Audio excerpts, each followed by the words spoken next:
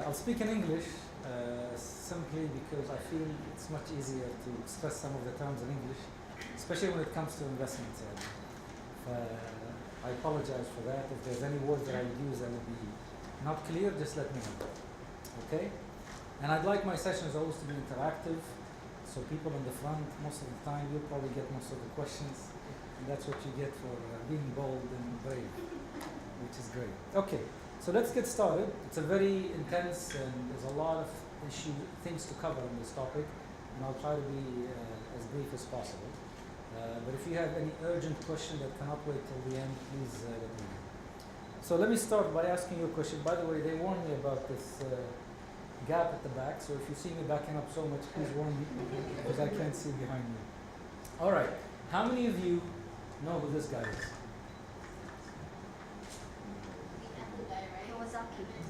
Kawasaki, right. What's his first name? Guy. Guy Kawasaki, right. No, that's Robert Kawasaki. Guy Kawasaki is a good friend, and he's also an author. He is an investor, he's an entrepreneur, and he has a VC, a venture capitalist called Garage Investments. And I like one of his rules that he writes in the books. One of his famous books is The Art of the Start. So if you are a startup, I would highly recommend that book. It's a great book. But he has a rule. He says whenever you pitch to investors, follow this rule: 10, 20, 30. Can anyone guess what that rule is when it comes to pitching to investors? What is the 10? You get 10 minutes first. 10 slides, that's right. 10 minutes with someone to talk. 10 minutes? Okay, but it's 10 slides, but you're right, time is one of them. 10 Yes? seconds. 10 seconds? You can pitch to an investor in 10 seconds? Wow. Maybe an elevator pitch, yeah. What's a 20? 20 minutes, that's right. And what's 30? 30 seconds. 30 seconds? That's the elevator pitch. Fellas, we agreed on 20 is the time, right? 10 is 10 slides. So he really encourages not to make slides more than 10. And the 30 is? 30 pages? The fund. The what? The fund. The money. 30 million? Font? Font size. The font size, that's correct. He says make sure the font size of your presentation doesn't go below 30 on PowerPoint. Because most of the investors are old people and they can barely see, so he highly recommends that. That's one reason. The other reason is what? So you don't put a lot of stuff in one slide. We all get tired of death by PowerPoint, they call it. All right? So today I'm going to violate all these 3 rules. We have a lot more than 30 slides and more than 10 minutes, 20 minutes and 10 slides, okay? All right. One of the famous speakers, I forgot his name, is Simon Sinek, I think. He has a famous book, it's called Always Start With Why. So let me ask you, why? Why have you come here today? And I see, mashallah, a mix between ladies and gentlemen, which is a great balance, especially someone who's interested in this topic. It means our entrepreneurs these days are not just men, which is great to see. So why are you here? Let me hear. Why are you here? So I told you, I'll pick on the first row always. I'm interested in that subject, and I'm entrepreneur myself, and I would like to know more. Do you have an existing business? And you're looking for funding? Right now, No. But I'm exploring my options. So you want to see if your company is investment ready or investor ready. Okay. And you want to see how you can prepare it for them. Okay, great. I'm going to list all the reasons and tell me if any of the reasons that brought you here today is not listed on that board. Obviously, either you need funding for starting a company, a startup, or to grow it. Or you want to learn how to convince investor in case you need money in the future. Right? How can you find an investor, which is a big challenge for a lot of people? How do you find people that want to give you money? You want to know how the psychology of how when you present, how they think and how do they make decisions? So, any of you whose reasons for being here today is not on the screen, be brave. Speak up. How to choose the right How to choose the right investor. Okay, that's a good one. The same, how to become an investor. How to become an investor. Ooh, you're a competitor, so watch out. I want to meet people. You want to meet people. Investors or startups? Everyone. Just build your network. Okay, anybody else? A different reason? No? Okay. On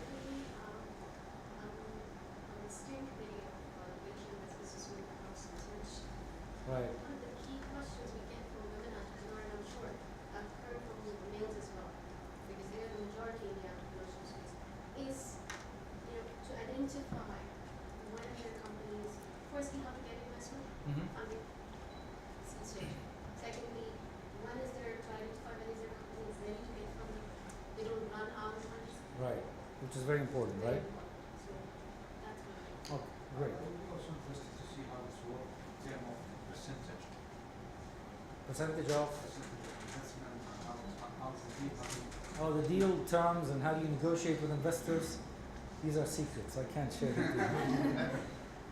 Okay, good. I'll try to cover as much as possible all these, and I'm sure throughout the presentation you'll have questions as well. So let me see how much of that I can cover, okay? All right. So we started with why, the who. I'm not going to go through and ask you who are you and what do you do and so on. But I'll tell you a bit about myself and why do I qualify to speak about this topic. I started my journey in entrepreneurship. Actually, my background is computer science. I have nothing to do with business or investment or startup. But in year 1998, I was working for Emirates Airlines. After 1 year of a job, I realized a job is not for me. I'm not the type of guy who will sit behind a desk and do computer coding. So I realized I want to leave. And I started writing my business plan. I didn't have any money. The salary in Emirates Airlines was 7,000 dirhams and that's it. That's for a fresh graduate back then. My family is Al Gurg family. Part of the family, they're very rich, mashallah, Allah yazidhum. The other part, they're just normal people, they're employees. I was from the employees side, right? My father was just a regular employee at Itisalat, and I wasn't born with a silver spoon in my mouth, like they say. So I realized I have to really work hard in order to make it in life. And I studied in America. And in America, it's very, I would say, what, a capitalist society. So a lot of the talks are about how to become a millionaire, how to be rich, money, money, money, money.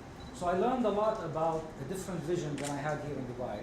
I said my first goal in the first 5 years of my life, I want to make at least $1 million, right? So when I was in Emirates, and I hated the environment of working in IT, because I was the only local there actually. I was the first local to work in the IT department. And I said, how do I make $1 million? And I started asking some smart questions. One of the questions is, if I stay in this company, which is a great company by the way, if I stay in this company for the next, let's say, 15, 20 years, how is my future going to look like? So what I started doing, I started going to all the people that joined, all the UAE nationals that joined Emirates 10, 15 years ago, and I said, you were here, you entered this company 15, 20 years ago, where are you now? He says, well, I have a much better salary, I have a house, I have cars, I'm married, I have kids, I have this, I have that. But all of them told me they have something which I didn't have, and I didn't want to have, which is loans, debt. And if you look at the percentage of UAE nationals who are in debt, either they own credit cards or homes or vacation, whatever, it's very high, actually. It's very high. We like luxury, don't blame us, but we love luxury stuff. And a lot of us actually, what helps us also get into debt, we get good salaries, and we live usually with our parents, right? So we don't have that big expense for paying for accommodation. So I realized, if I stay in Emirates, in the next 15, 20 years, I'll probably end up like them. And I didn't want to do that. So I started looking for a business, but not just any business. I started asking another smart questions. I said, I want a big business. Because if I'm going to do a business, and I have no experience, it's going to take me the same amount of effort, energy, to build a small business as well as build a big business. The only thing will change, probably the difference would be the figure, or the money, the amount of money that I'll make. So it took me about 2 years to write the business plan. It took me 2 months to find an investor because I didn't have any money. And I launched my first business in 2000. It was called Cityline. And I don't know some of you who are old enough to remember this company. This was my first company ever. And I got lucky. Honestly, I got lucky because I don't think I could call it something else. This first company here made 100 million dirham in the first year. Because simply I picked a business that I knew it's going to be big. Because I asked around, all my friends, tell me about a business that you heard that made hundreds of millions of dirhams. And they told me, telecom services in partnership with Itisalat. I said, great, let me go see. How do you do this business? How much money do you need for it? How long do you need? And luckily, it was IT and technology related. Okay? After a few years, because of my lack of experience in business, I ended up getting hooked up with the wrong partner and we had issues and so on. And I lost everything. But what I didn't lose, ladies and gentlemen, is the skill and the experience of how to take a concept, an idea, from paper and make it a reality. I lost the money, but I didn't lose that experience. And like they say, the most powerful thing you have is your brain. The minute good things go into your brain, good things will start coming out eventually. So I highly encourage you to always read, learn, watch videos on YouTube, meet mentor, become like a sponge when it comes to business. Okay? And after that, Sheikh Hashir Al Maktoum asked me to join his group as the CEO of investment. We formed a company called Fajr Investments. And that's where I learned a lot about investments. Then he asked me to look at basically improving the cash flow, profitability, and the P&Ls of his other 12, 15 companies. And that's where I gained a lot of experience. Now remember, I'm a computer scientist. I don't know anything about finance or investment or business or marketing or sales, nothing. How do I do it? I taught myself. If you come to my house, you'll see a library of more than 400 books, and the common topic would be business, investment, customer service, marketing, and I just taught myself. At that time, there was no YouTube, which is much easier now if you don't like reading. So that's basically my life. And in 2011, Sheikh Saeed Al Maktoum asked me to join his group, and it's called Seed Group, under the private office of him. And the company basically has about 9 different sectors: food and beverage, entrepreneurship, investments, robotics, real estate, telecom, general trading, and other activities, also healthcare. Okay? All right. In terms of investments, again, why do I qualify to talk about this topic? These are some of the local companies we're investing in, but we probably invest more in international companies. We have more than 48 companies that we invested in. I get personally involved in the decision making whether to invest or not, but we do have an investment committee that looks at it, because simply I don't have time to review every single deal. All right, so I hope that qualifies me to talk about this topic. All right, so the agenda that we'll cover today. Am I going too fast or is it okay? All right, great. What was the last thing I said?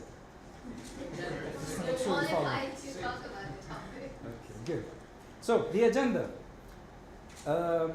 When Saeed and I was talking about a topic, I said, I don't know what to talk about. You tell me. He said, whatever you like. I said, okay, investments. Because a lot of people are intimidated when it comes to investors. How do you approach an investor? What do you do before? What do you do during a meeting? And what do you do after the meeting with an investor? All right? I'll just tell you something just for you before we start all of this. We as investors, we are dying to find people who want money. Because the worst thing for us is to keep our money in the bank, or to keep the company's money in the bank. Why? Because we lose. When the money is sitting in the bank, we actually lose. So we continue to seek good companies, good people to invest in. And you know why we lose money at the bank, even though the bank gives us arbah Islamiyya? I don't want to say it. Why? Inflation is one of them, right? What else? Zakah, although that's a good investment. But inflation is really one of them, right? Losing opportunities. Because to be honest, one of the best investments, or I would say allocating assets for investment, is in small business, even though the failure rate is extremely high. And that's why banks don't like to give money to startups. What's the failure rate for startups? More than 90%, right? So no bank in the world will take your deposits, which you're now depositing at the bank, and give it to somebody who the failure rate is about 90%. That's why you go to someone like angel investors, and they call us angels, because why? When nobody believes in you, you pray for an angel that will come and save you, right? That's why they're called angel investors. So don't feel intimidated. Actually, investors are looking for people like you. If you are ready, and if your company is ready, and if you're ready to pitch, because we can tell probably after the first maybe 1 minute from us asking you a few questions whether you're ready or not. Because we see so many pitches, a lot of people approach us, and we're talking hundreds of people approach us for money. And 99.9% of them, they are not ready for investment.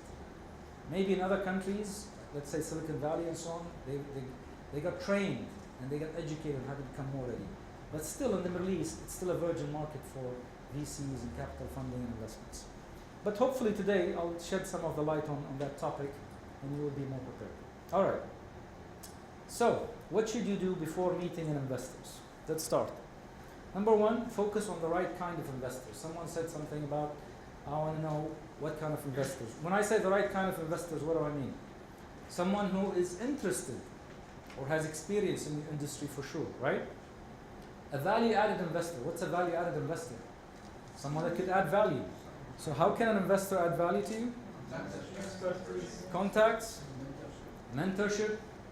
What if you partner with someone like Majid Al-Fatain versus Muhammad Khalil? I don't know that. Right, he could be a customer for you, right?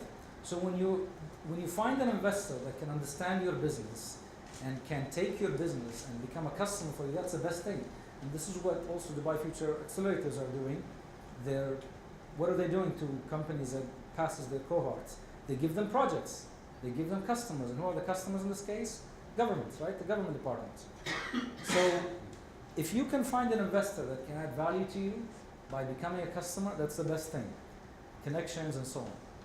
All right. Second thing, what you should do before meeting an investor is you have to make the right approach. How do you approach people with money that don't have time, that have secretaries that are going to block you, even if you try, that you send emails and they don't respond to you? How do you approach such people? Let me hear some ideas. How many people have actually approached investors and got a response? How did you do it? Usually over mail and LinkedIn, basically. Mail? After doing some research. You try to connect to Most them of it through LinkedIn? Pitching house. Pitching hubs, okay, that's another one. You attend the session for that. Okay, that's a good one. Yes, sir. Attending events, maybe.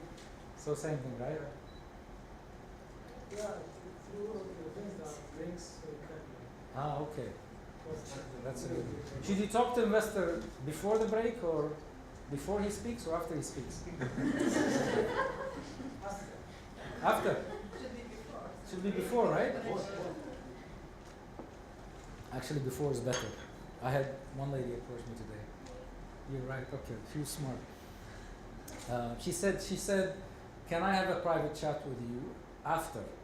And I said to her, "Fine. In case you don't catch me, here's my card. Send me an email." Right? So at least she guaranteed that she'll be. No.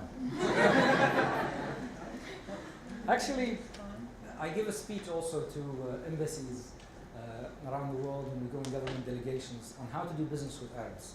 And one of the first advice I give them, I say, we are horrible in responding to emails. Don't send us an email, right? Especially if you're really, really busy and you're running a group of companies and you're always traveling, who has time to read an email? We have people who filter emails for us and tell us about it, yes, but to respond, it's unlikely. My best advice on how to approach an investor is to find someone who knows them extremely well. Close friends, someone who can simply take you even to their house, right? That would be the best approach. So an introduction is the best way. Where do you live? Where do I live? Just Google it. So a common friend, a personal introduction is good. Because even on LinkedIn, we get hundreds and sometimes thousands of people who want to connect, right? That doesn't mean that we're so arrogant we say no. We're actually looking for people to invest in. But to filter through these people is the challenge for us, right? So you need to get really smart on how do you pitch for a meeting even. All right. Ask to meet at the right time, at the right place. What does that mean? When you approach them and you say, look, Mr. Hisham, I know that you invest in startups. I'm a startup, so I have a nice business I want you to look at. When or how do I come and I get to pitch to you or to your team? Just ask me very plainly. Most people who are investors, they have a process, they have a team, they have a system, and they have a way that they filter all these things. And they'll tell you, do 1, 2, 3, 4, send an email to this person, call to this person, and so on. And make sure you mention that you spoke to the investor when you call some of these teams, right? Right. All right. And when I say a good place, what's a good place to do a pitch for investor? Coffee shops, right? Hotels, right? Right or wrong? Why not? You need to be relaxed with the investor. Depends on the investor. My advice to you, never ever pitch your business at a coffee shop or a hotel or a public place. So there are. Is this business important to you? Is your business important?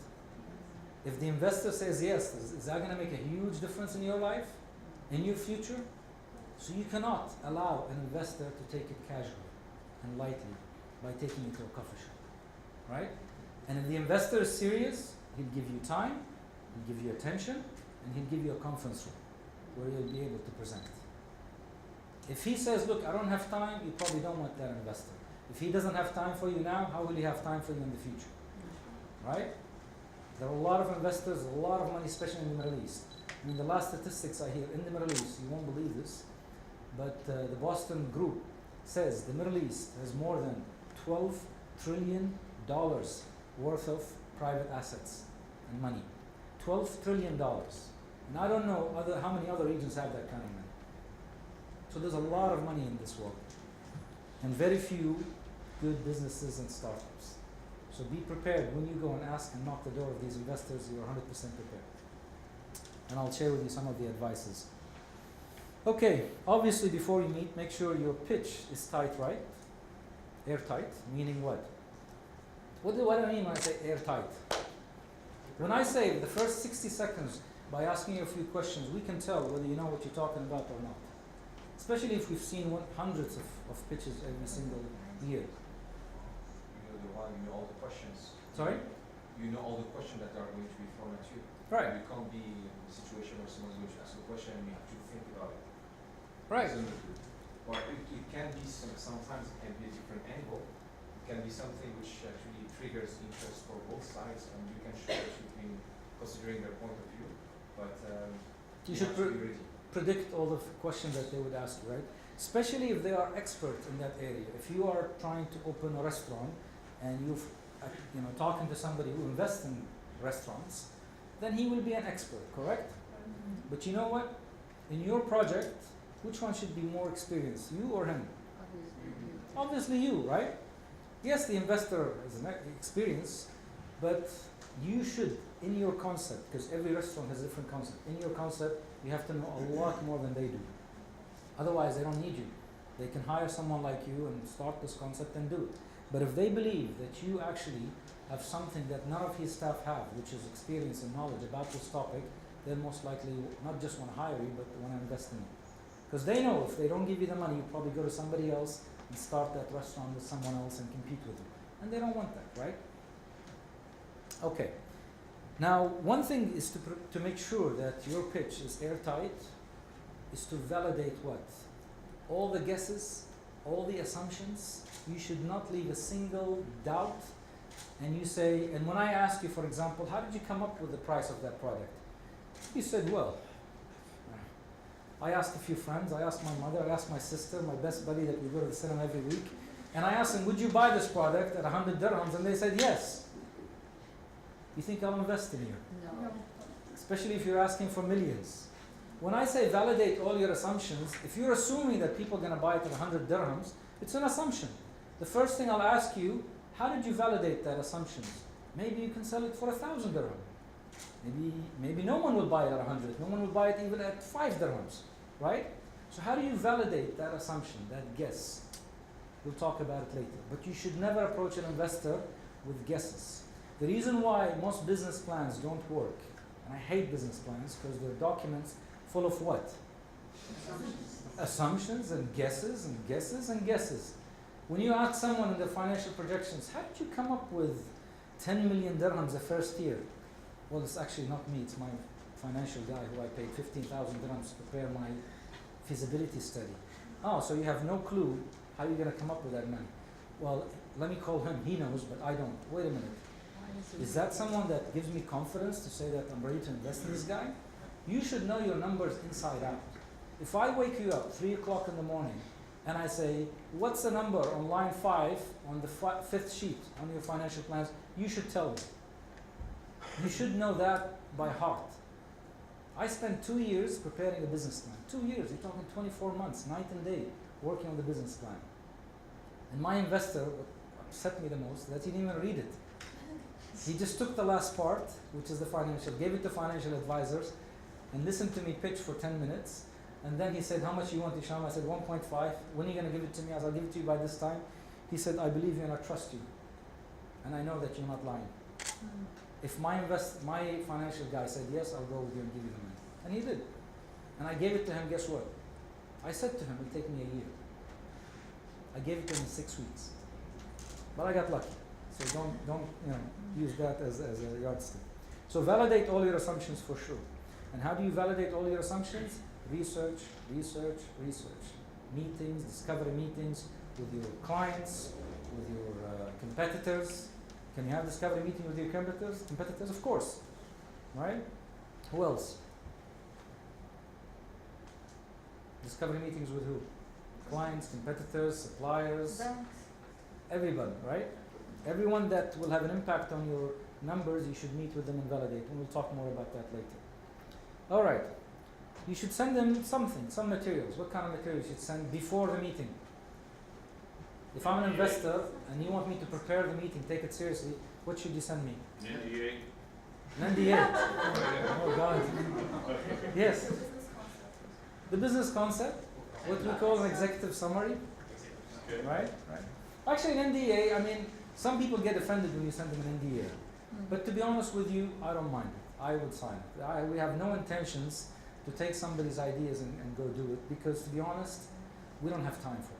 It's much, much easier to just invest with someone who loves this business, who lives it night and day, who sleeps and think about it, than me hire an employee and paying him money and say, go execute this business plan. So I don't mind signing an NDA. But a lot of investors get offended. All right? So should you send it or not? Probably not. For me, don't take the chance. Because if you offend them and they don't like it, you just lost the chance. And to be honest with you, if you're going to reveal things to them in the first meeting and they can copy that and compete with you, then your business is very weak anyway. And I wouldn't want to invest in it. Well, If there- your whole business is just an idea, I'm sorry, you don't have a business. But there have been brilliant ideas taken away from you, so. Yes, sure. And there have been brilliant ideas that have been executed out, but not executed very well. And someone came, took the idea after it was launched to the market, and executed extremely well, and probably became the leader of that market. Ideas are everywhere. They're worthless without proper execution. And we'll talk about that later. So what is this mystery about investors? So is this a secret recipe? Is there one? Because aside from the session where somebody who's an angel investor said that you create something for the investor, there's a summary kind of a thing. Yeah. That there is so I think the main ingredients is there. You mystify them. People will have more research work done before they pitch to investors, not just the idea or the business point of view, like you said. Right. What are the key technical elements that I think investors? I don't advise you to put anything in details when it comes to an executive summary. It should be very brief. Get me excited about saying, wow, that sounds interesting. I want to meet this person. Entice me, get me excited to say, that looks like a big opportunity. I don't want to miss that.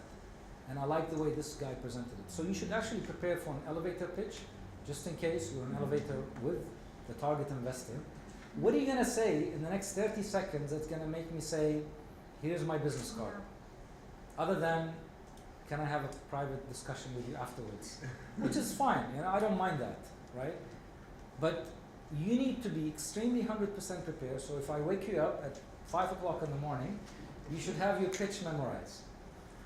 And to be honest with you, people have pitched to me inside the elevator. And it actually happened. But you have to say something that will say, I'm very impressed with what you just said, come and talk to me, I want to hear more. What is it? You need to prepare for that and practice that, okay? Or when you call my best friend and say to him, John, I know you know Hisham, and I want to pitch a business to Hisham. Can you just tell him this? Tell him what? This elevator pitch, this 30-second things that will excite me about wanting to meet with you. Okay? All right. Let's see, what else? Practice your rehearse your presentation, obviously. Not with friends and family, because they all say, oh, perfect, wonderful, you're ready. Allah wafqak, tawakkal Allah. Right? Which is a great thing to say, but they're probably not the right people to tell you if you're ready or not. Go to mentors, go to advisors, go to people who already have businesses and rehearse and practice your presentation with them, if you can. And also, before you go, prepare for a no. Prepare to hear a no from the investors. And I always say in sales, I love sales, Kareem is here, one of my senior guys at the company. I say, you know when the sales presentation starts? When the customer says, thank you, I'm not interested. That's when a real professional salesman presentation starts. Because everything before that is just presentation. And anybody can present, right? But the real professional sales starts when someone says no. Are you prepared when you come to an investor and he says, that's beautiful, thank you very much, it was a pleasure. Please give me the information, I'll get back to you. I'll get back to you is the same as? No, right? If an investor doesn't have a discussion, doesn't ask questions, it's a no. So when you hear no comment, thank you very much, I have to go, I have to run, he's not interested. You lost him, probably a long time ago, right? So prepare for that. And you need to prepare how you handle that. That's why I said to you, this topic is extremely, extremely deep. Because we can spend the whole session on how to handle objections from investors. But we don't have time, so I'll just give you the high level as much as possible. Okay. What do investors do before meeting you? What do you think we do before meeting you? Nothing, right? Thank you very much. Social media. We research. What do we research? If I don't research, I ask my team to research, right? But what do I research? Everything about you. Who's this guy? What's his background? Who are his friends? What successful things he has done in life? Where does he work? How many times he got fired? And I try to find as much information, inside information, not just about your business, because your business, you'll present it to me, I'll get to hear about it. But it's more about you. Because to be honest with you, now, if you're a sharp investor, you don't just pay attention to the business, you pay attention to the person. Because if the person is a determined entrepreneur who would never give up, then the idea doesn't matter that much. Because even if he loses on the first idea, that's fine, he won't give up. He'll start again, get another idea, and a third idea, and a fourth idea. People who invested in Uber didn't just invest in Uber, they invested in Travis, right? Because they know this guy doesn't give up, and when he thinks big, and so on. And they look at the team, for example. So we'll probably research you, we'll research your company, we'll research your market, if we know what you're going to pitch. That's why the executive summary is quite important for us, to see what exactly that you're talking about. And we'll research your competition. One thing that we'll also do, we'll talk to your existing investors, if you have any. If you don't have any, why not? Maybe that's an opportunity, or maybe that's a question mark, right? Because for me, as investors, we don't do seed. We do, I would say, late seed, but not early seed. So we need to have some kind of traction. But some angel investors, they're so angel that they will give seed money. If you don't have any single investor, they'll still give you money. For us, we don't do that. You have to have at least somebody invested in you, even if it's your kids or friends or family, whatever. So we talk to your existing investors and we ask them things like, why did you invest in this guy? What's so special about him, right? How is he doing? Did he fulfill all of the obligations and milestones and promises that he did? How is the company doing? How is the team? How many times did he fail in his life before? Is this an important question? How many times did he fail in his life before? Yes. Why? Are we looking for failures? Experience. Experience. There are some investors, actually, if you tell them, I never failed in my life, and I never started a business, they'll shy away from investing. Because they don't want you to fail with them the first time, right? Even banks would not give loans to some companies and investors, or I would say founders who didn't fail. So failure is very important for us to know about. All right. We also talk about to domain experts about your industry. If we don't know anything, if we think blockchain is the next big thing, I don't know anything about blockchain, great, let me find some expert to ask. What is this blockchain? How big is this thing? How much money can we make? Have other people in the Middle East made this kind of money? Where's the opportunity in this sector? And so on. And we'll try to appear intelligent when you come and we ask you questions, right? Especially if we know a little bit about the industry and your competitors and so on. All right. And then what we probably do, try your product. Send you a mystery shopper. If your company exists and so on, we'll send you someone, ask them to give us a report before meeting. Now, who would do all of this? Serious investors. Not amateurs, not someone who's, inherited a few hundred or billions of dirhams and sitting there and saying, I'm going to invest in startup because it's cool. It's a new thing these days, so I'd like to do it. You don't want that. You want someone who's actually doing the homework. So when you walk in, they say, look, tell me, you're saying you can do this, your competitor have done this, they're selling at this price. They have to also, the investor, impress you with their knowledge. And that's when you know that they're interested in you because they've taken the time to do the homework. All right? Okay. Great. So what do investors do before meeting you also? They may ask you for documents ahead of the meetings, how many full-time employees you have on board. Why is this important for us? Cost. Right? One of the things we'll ask you is, so how much money you have left in the bank? We want to know when. When you're going to run out of cash. Because what happens when you run out of cash? Hasta la vista, baby. That's the end of it, right? Cash is what in business? Is king. A company without cash, a car without fuel. So we want to know when you're going to run out of money. What's your burn rate? Even if you don't tell us, by asking how many employees that you have, and we try to, sometimes if you don't want to tell us when you run out of cash, we'll ask you a few questions to do quick calculations and know. All right? And this helps us also verify your projections.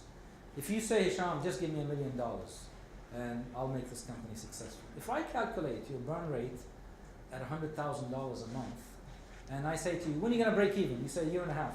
I know you're not going to make it. You're not going to have enough runway for that plane to take off, right? So we will probably ask you how many full-time employees that you have.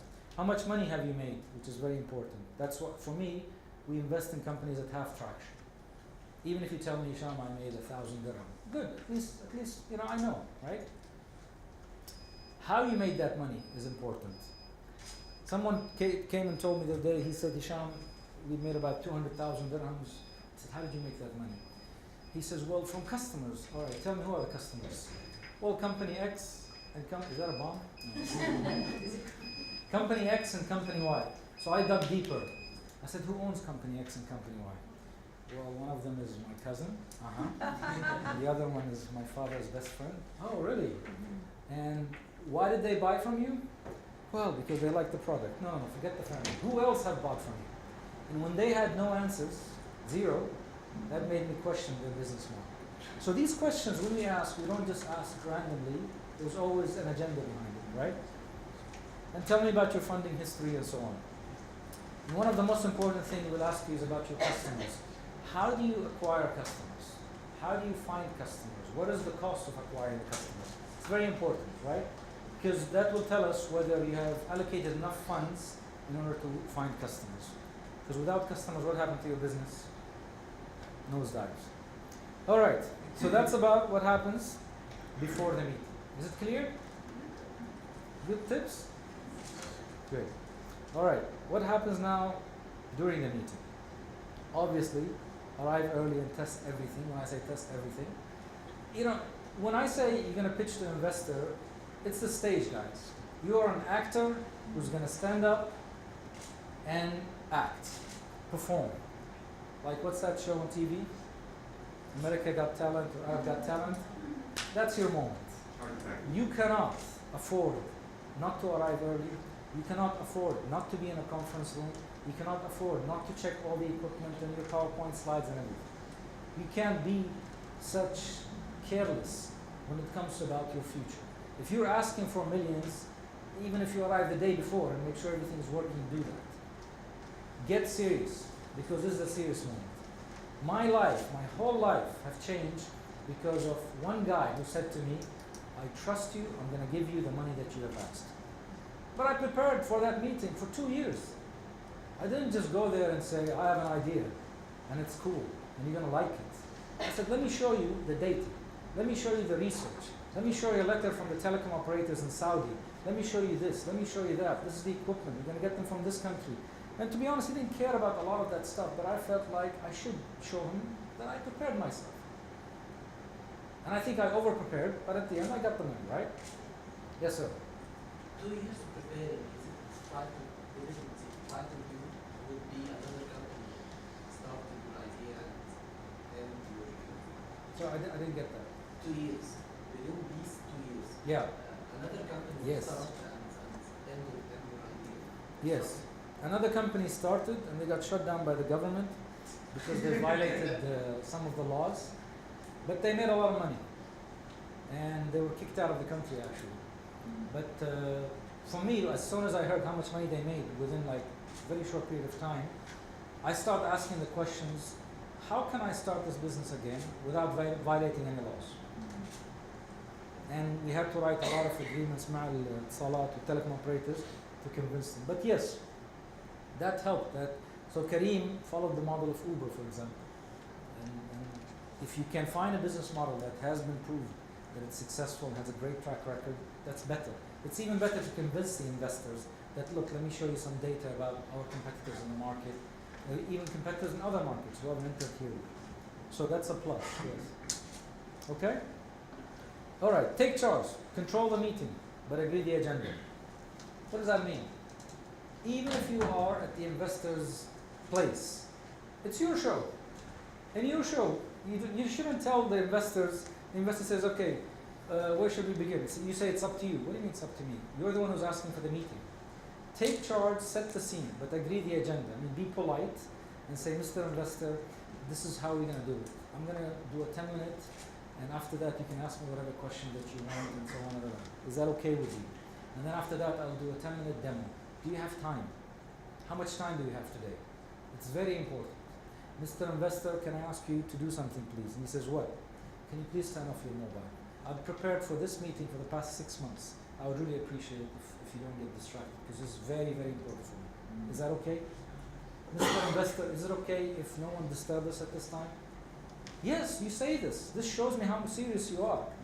And it shows me how confident you are. Do I want to invest in someone who allows every 5 minutes my phone to ring for me to check the messages? If an investor takes his mobile and checks the message, you've lost him, guys. He's gone. If he loses attention during your pitch, hasta la vista, right? Your presentation should be so exciting and interesting and cooling that it should not allow the person to catch his mobile. All right, that's what I'm talking about.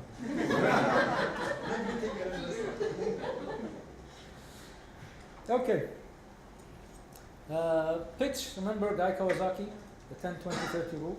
Tell a story. A lot of presentations and pitches are boring. Excite me, tell me a story. Tell me, how did you come up with this idea? Why did you start this business? Why you? Why now? Why this concept? Excite me, because what happens to stories? They stick. They stick in the mind, right? If I tell you a story now if out of everything that I've told you, probably what you remember now is my life in Emirates and how I started and so on. It's a story, right? And that's what sticks. And when you see my picture anywhere, you say, I remember Hisham, he did this in Emirates and so on. The story sticks. So start your presentation, not necessarily start, but somewhere in the presentation, tell me a story. You all watch movies. In the movies, the director and the producer succeed in what? Making the story stick with you for life. There are some movies that you never forget. You even remember the words of the actor because the director succeeded in touching you with these words, right? And there are techniques and methods and how do you pitch professionally where investors will open their mouth and say, wow. We don't have time to go through them, but the internet is full of tactics and techniques on how to pitch, right? And this is not the purpose of today's presentation. Today I'm just trying to give you an overall idea of how do investors think and what are the things that you should not miss. Okay? I see some people looking at their watches. Are we doing okay, or the pace too fast? All right, great. Continue or stop? Continue. So, an important part. What should you include in your pitch? I mean, I just brought up the side from the internet. That's why I say the internet is full of stuff like that. What should you include in your pitch? There are some basics that you should definitely cover. Some investors would debate that, oh, this is not important, that's not important. But to be honest, it's good to include all of these. I mean, Guy Kawasaki says, 10 slides, this is 12. I mean, if you do 11 or 13, so what? We're not going to kill you, right? We're not going to say, no, you reach 10, that's the end of it. Okay, what's important for me here is your projections. What's going to happen in 12 months, 24 months, and 48 months, or 36 months? That's important for me. So that's definitely something I want to see. The most important also is, how did you come up with these projections? Did you validate these numbers? What are the data that you have? We'll talk about data later on. Okay? And other than these slides, prepare for a brutal Q&A. I mean, we're not here to give you a certificate and clap for you and say, well done, great presentation. You're asking us for millions, guys. And we worked hard for these millions. So when you ask for such an amount, be prepared for not an easy meeting, right? I'd rather have a tough meeting with people who are pitching to me because I say it's okay. Let them cry, let them sweat, let them shake, but they learn a lesson. So next time when they meet an investor, they're much better prepared than today. Okay? And people say, Hisham, you should motivate them. No, I'm sorry. An investor, when you're pitching to an investor, his job is not to motivate you. That's your mentor, that's your advisor, that's your mother's job, not an investor's job. Right? An investor is here to tell you, I'm sorry, you're not ready. When you're ready, come back. Okay, Mr. Investor, what do I need to do and fix and change to be ready? I don't have time for this. Go find and talk to investors, how to pitch to investors and so on. Go watch YouTube. Please spend the next 2 years of your life preparing for investors' meetings. We don't have time to tell you what's right and what's wrong with your business. We don't. Imagine if you get hit with more than 100 presentations per year. Do you have time to sit down with each and every single person? No. Would we do it? Yes. If Saeed says to me, Hisham, I have a nice guy, he's really working hard, can you spend 5 minutes with him, 10 minutes with him? For Saeed, I would do it. But can I do it for everybody? Absolutely not. But doesn't mean that they are right. We have a lot of story where Investors missed big opportunities. Absolutely, I agree with you. Most of the time, actually, we're wrong. Most of the time, I lost some of the biggest opportunities investing in the UAE.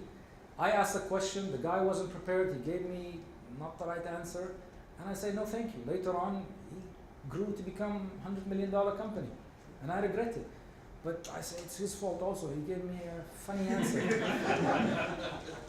Look, I'll tell you something. People say, how many bad decisions that you made? I say, not a single one in my life. Considering the circumstances and the information I had at that time, not a single one. Right? Later on, of course, I realized that most of them were wrong. Somebody had a question? I have a question. Yes. Does it necessarily have to be a problem that you need to solve? Take the example of luxury, for instance. It's Yeah, a yeah. problem. Yeah, no, it doesn't have to be. But problems, and the bigger the problem is, the better, obviously. It's very difficult to sell luxury stuff and to convince people to do something that it really doesn't solve a major problem. It's nice to have. Uber, for example, how big is the Uber problem worldwide? It's huge. It's huge. With the weather, with the conditions, with the inconvenience of getting taxis and cabs around the world, it's a huge problem. I forgot one of the investors, he's actually a billionaire, Naveen something. He said, if you want to make $1 billion, what do? You solve $100 billion problem. That's how you make $1 billion. You want to start big? Don't solve small problems. Don't go after pennies. Don't say I'm going to make 10 million in 5 years from now. It's too small. Your life, your time is so valuable. You should not waste it on small companies and small projects. You say, Hisham, all the big ideas are taken. That's not true. Think big. Donald Trump is not one of my favorite, celebrities, I would say, out there. But sometimes he says some good stuff. When he was a businessman, entrepreneur, he said something. He said, if you're going to think big. If you're going to invest big. If you're going to play big. I like that. Right? You only have one life. Money, you lose it, it can come back. But time, once it's gone, it's gone. Don't waste your time on small projects. Solve big problems. Okay? Alright, that's just my perspective. Alright, what else do you do during the meeting? Don't oversell. Don't give us claims that you cannot back up. The minute I know that you don't know what you're talking about, that's probably the end of the meeting. Out of respect, I may continue to listen, but I switched off a long time ago. Don't lie, don't hide the truth, because most likely we'll find out. Admit it, say, I don't know. I'm happy to find out and come back to you and send it to you by email. Excellent. Because we don't know everything, you don't know everything, so it's okay not to know. And whatever claims that you say, make sure that they're 100% valid. Alright? Don't make promises that you can't keep. The best thing to do is always under promise, over deliver, right? A lot of people also try to come to investors and oversell by showing overconfidence. Don't do that. Just be humble, be normal. We know that you're trying to sell the business and your personality, but it doesn't have to happen in one meeting. If we're going to invest in you guys, most of the time, the answer is going to be not yes or no from the first meeting. Most likely, if we like what we heard, everything's perfect, we'll say, let's chat again. Well, it's interesting. An investor would never show that he's so eager with your business, especially at the first meeting. Why? So you can negotiate better later on. He'll tell you, Muhammad, I get 100 pitches every single year. Why should I invest with you? Unless you give me 60% of your company, I may be interested. But in reality, I may actually would die to get 20% of your company. But if I show that I'm so eager, so don't oversell by showing overconfidence. Because if I don't like you, if I think that you're too much of a stuck-up and you think your business is the best business in the world, even if it is the best business in the world, I'll pass on. Because I'll say, I don't want to deal with this guy. It's people. I have to buy you first before I buy the idea, before I buy the business, before I buy the production. You have to sell your personality to the investor first. Be likable, be humble, and don't oversell your confidence. A lot of times, please don't underestimate the intelligence of investors or their team. Don't say, look, I'm an engineer, I've been doing this for the past 15 years, and I'm telling you, and I know. What are you saying? I don't know? What are you saying? I don't know. I'm stupid and you're smart? Don't do that, right? Always tell people, Mr. Investor, I could be wrong. Mr. Investor, you've got a very valid point here. I will double check it. Mr. Investor, maybe I didn't explain it to you very well, and it's my fault. Forgive me. Let me show you another slide that maybe explains it better, right? And at the end of the day, we are people, we're emotional. You say the wrong word to us, we're stuck up. We'll say, who does he think he is, right? Why is he talking that way? Forget him and forget his business. So be careful also how you talk to investors. Another thing I advise you is don't bad mouth competition. Don't say, I have a business better than Uber. Uber is okay, but mine is much better. Or I have a business better than that restaurant that opened and failed. I know what I'm doing and they don't say that. Because if we know a lot about that business, most likely we'll say your estimates and your guesses are all wrong. Because this is not the way how they're running their business, it's not the way how they're doing this. Alright? What else is there? Don't ask stupid questions. Okay, we talked about that. Take criticism in good faith. What does that mean? We talked about, admit it if you don't have all the answers, right? When you get criticized, we don't know you, man. So when we criticize you, if we don't know you, it's not personal. If we say, I'm sorry, that was, some of the dumbest things I've ever heard. That doesn't mean you're dumb. It just says what you said was dumb, right? So don't take things personally. It's okay. Take feedback. Become like a what? A sponge.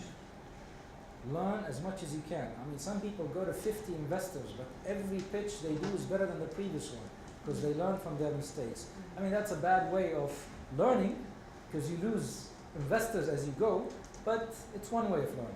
So don't take criticism the wrong way. Take it in good faith. Okay? All right. Always end with an ask. We say this in sales. Never leave a meeting without asking for the order, without asking, why don't you buy today? Why don't you try today? Why don't you give it a shot? And so on. I see a lot of people come and say at the end of the meeting, all right, it's a pleasure to meet you, Mr. Hisham. Thank you very much. Pleasure to meet you. Thank you very much. All right, take care. We'll stay in touch. Yes, we'll stay in touch. Bye-bye. You came to the meeting for a reason, for a purpose. Ask for it. And don't say, what do you think? I'll say, oh, it looks interesting. It's good. No, that's not how you end the meeting. What do you want out of an investor meeting? At the end of it, what do you want? But do you think I'll give you money on the spot? No. Next meeting is The next meeting. The objective of the first meeting with investors is not to hear a yes or no.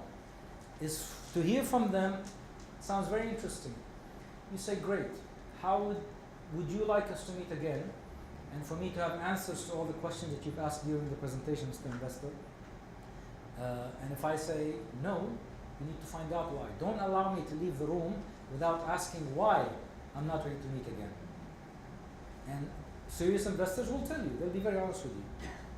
I don't think the opportunity is big. I don't think the market is big. I don't think the amount you're asking is too small. Whatever it is, ask and hear it from them why not, if they don't want to meet you again. But most likely, you want another meeting, right? What else could happen after an investors meeting? They'll tell you no. You want to know why not? Or they'll tell you, not me, somebody else might. You say, great, give me their contact. Get out of the meeting with something. Don't just leave it like that. Okay?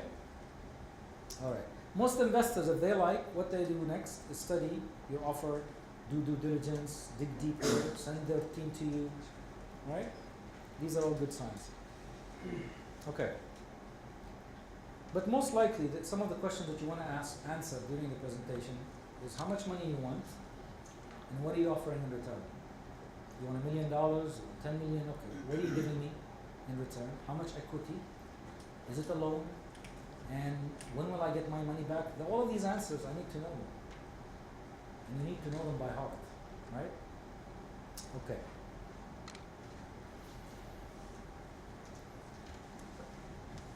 So what you should expect from investors during the meeting? Obviously, time. What's the minimum that you should expect from an investor? At least half an hour, 20 minutes for the presentation, right? If he's too busy, don't take the meeting. If he says, look, I'm happy to meet you, but I get 10 minutes, you say, is it okay if we do it when you have more time? You say, no, tell me now, I'm in a hurry. Say no. Thank you very much. When you have time, we'll meet. We respect that. We love people who say no to us, because rarely in business, if you're running a multinational company, rarely people tell you no. So when someone says no, you want to listen. Why? Why not? What does he have that I don't know about? Makes us interested, right? So we'll give you time for sure. At least ask for half an hour, but a healthy investment pitch is about an hour with the demo, if there's a demo involved, right? All right, attention, we talked about that. Expect us, serious investors, to take notes. If you see us taking notes, we are interested. If you see us playing with our mobiles or doing something else, stop. Stop your presentation, ask them questions, get their attention back, grab them back, and bring them into the conversation again. We get bored with PowerPoints, so stop them, right? All right. We talked about the meeting place. Ask you questions. If an investor doesn't ask you questions, he's probably not interested. So expect from us that we ask you questions. And expect from us also that we give you a reply on your ask. Okay?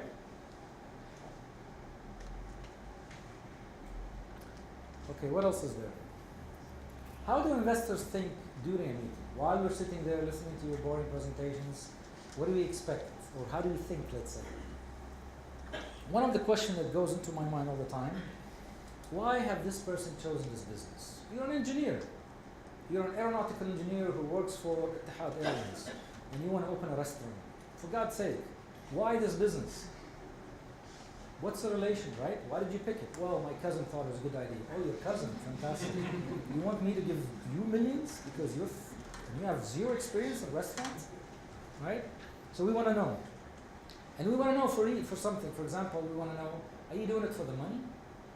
Are you doing it because it's cool and you just want to be famous and social media? This guy who just got funded by XYZ company and now he's burning their money and spending it right, left and center. And look at him in social media, traveling the world. Is fame what you're looking after, what you're looking for? This is what we want to know. And now with social media, it's very easy to get that, right?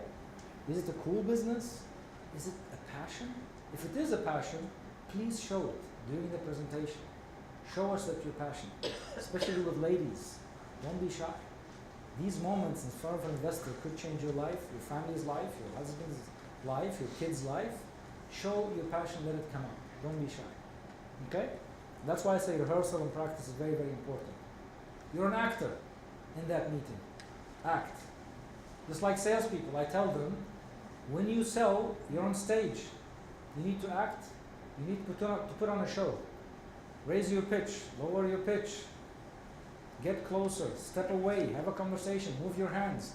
People respond to your body language. They watch each and every single thing you do. If I ask you a question and I see a shake in the confidence, I know you don't have the answer. Even if you tell me with words, let me answer that for you. I can tell from the body language. So, be very sensitive when it comes to how you present and your passion. Let it come out. Okay. Next thing, how committed is this founder to this business? People tell me, Hisham, I want to do this business. I say, great. What are you doing now? Oh, I'm working for ADNOC. Excellent. can I ask you how much is your salary? 120,000. Oh, 120,000. And what do you want to do with this business? Oh, how much money are we going to make?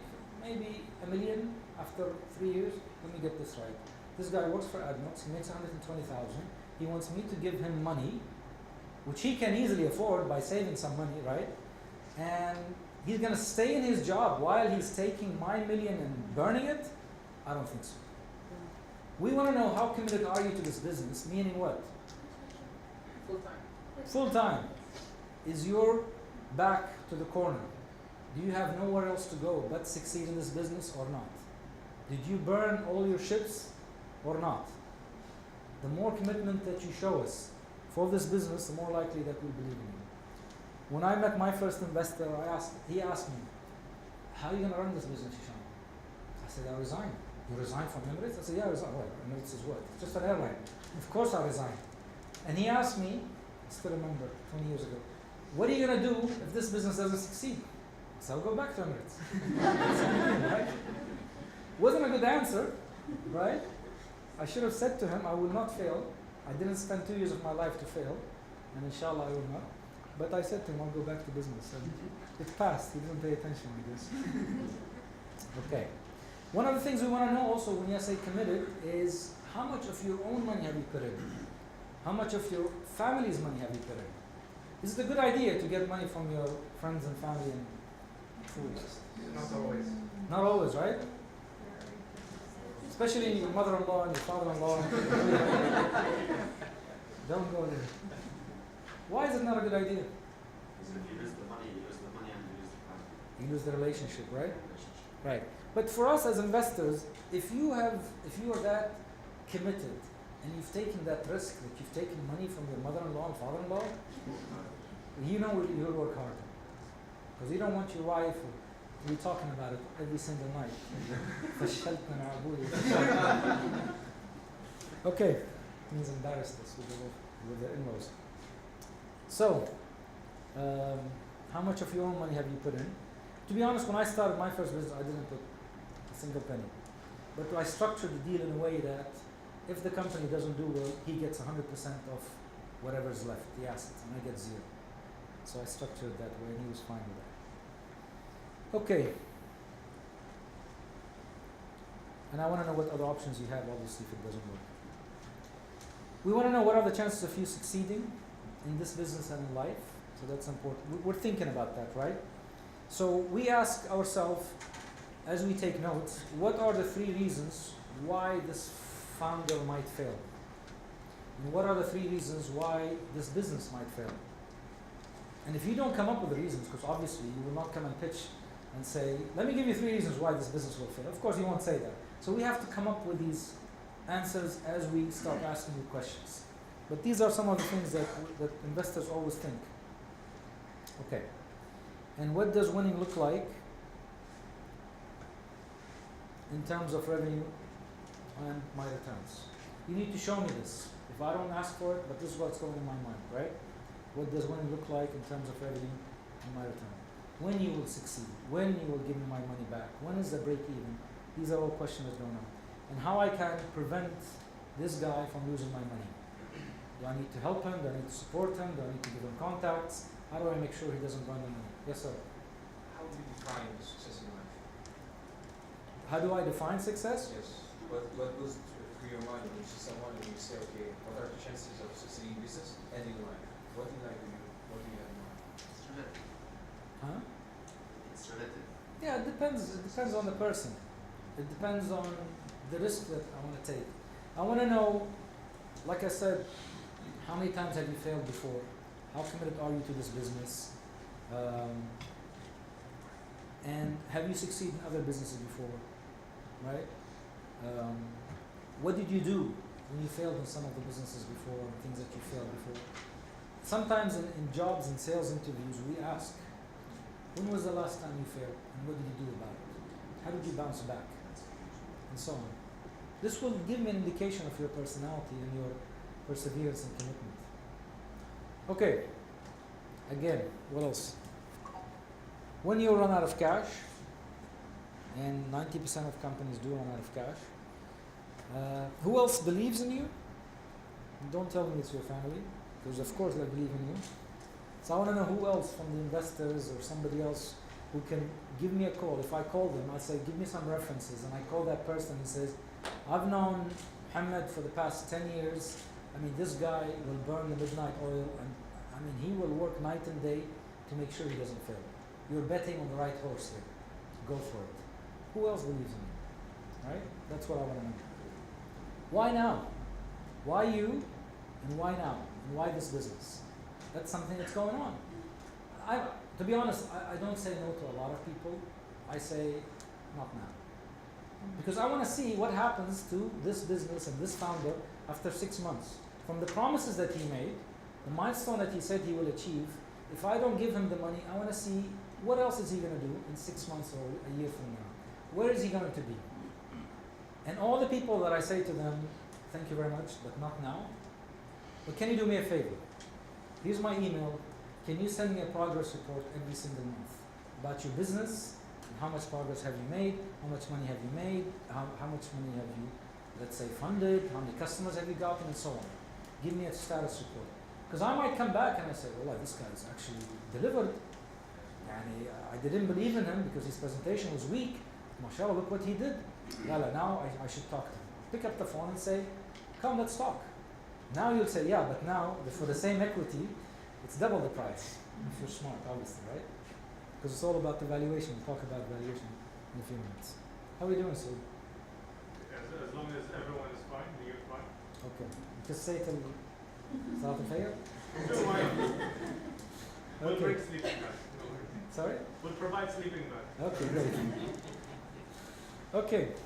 What is their unfair advantage? What is it that you're presenting that no one else has in the market? What is it about you that is difficult for others to copy you? You could say, I'm going to sell to this XYZ organization. Say, yeah, but anybody can sell. You say, no, but not everybody knows the head of purchasing. Not everybody knows the CEO. Not everybody knows the inside story of this organization. I do. Not everybody knows this. Not everybody has done that. I have. Tell me what's your unfair advantage. Right? Okay. We talked about this. I don't need to know if your current idea will succeed. I need to know if you will succeed. And we talked about this as well. Okay? Now, that's in terms of during the meeting. You guys need a break or we continue? Okay. What should you do after the meeting? The meeting is over. I gave you the commitment to meet again. What do you do after that?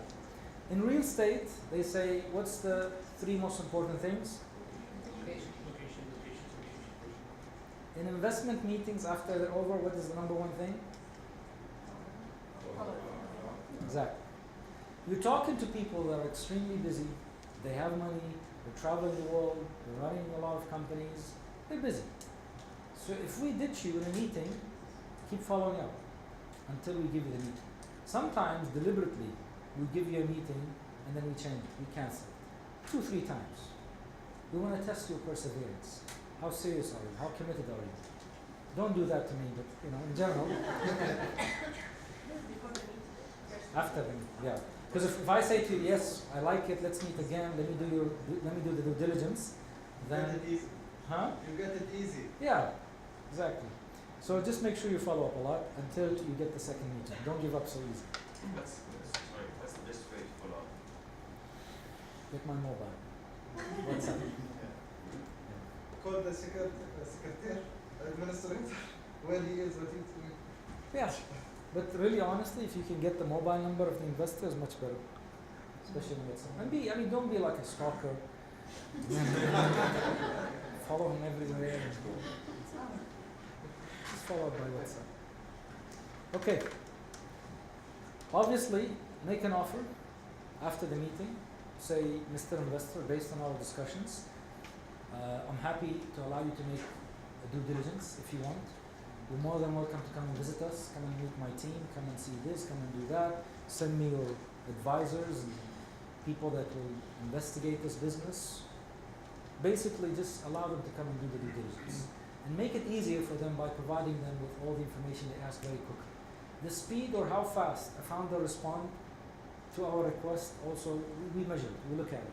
Someone takes 2 weeks to answer a simple question. Thank you very much. I'm not going to invest in this guy. If he's that careless with an investor, how much careless he will be when it comes to his running his own business, right? Don't take these things lightly.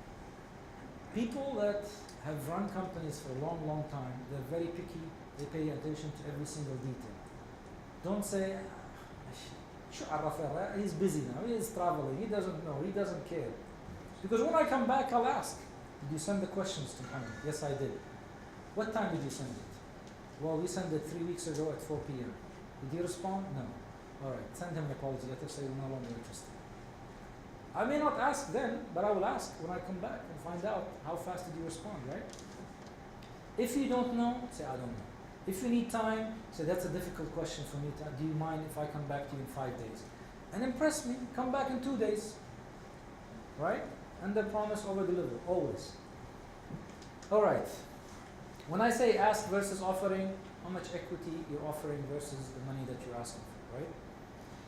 And if things don't go as planned, then what? In your offer, one of the things we want to know is, what if you fail? What happens to my money?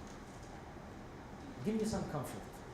Like I did with my investor, I told him, if things don't go well, at this point, you have the right to take over all my shares, take everything, and I step out, and all the assets of the company you own it, it's yours. Why? At least he recover part of his investments, he sell it in the market, he liquidates, or he may say, Hisham, step aside, I'm bringing a team, khalas, I'll take over. You're a loser, you don't know how to manage the company, I find someone who can.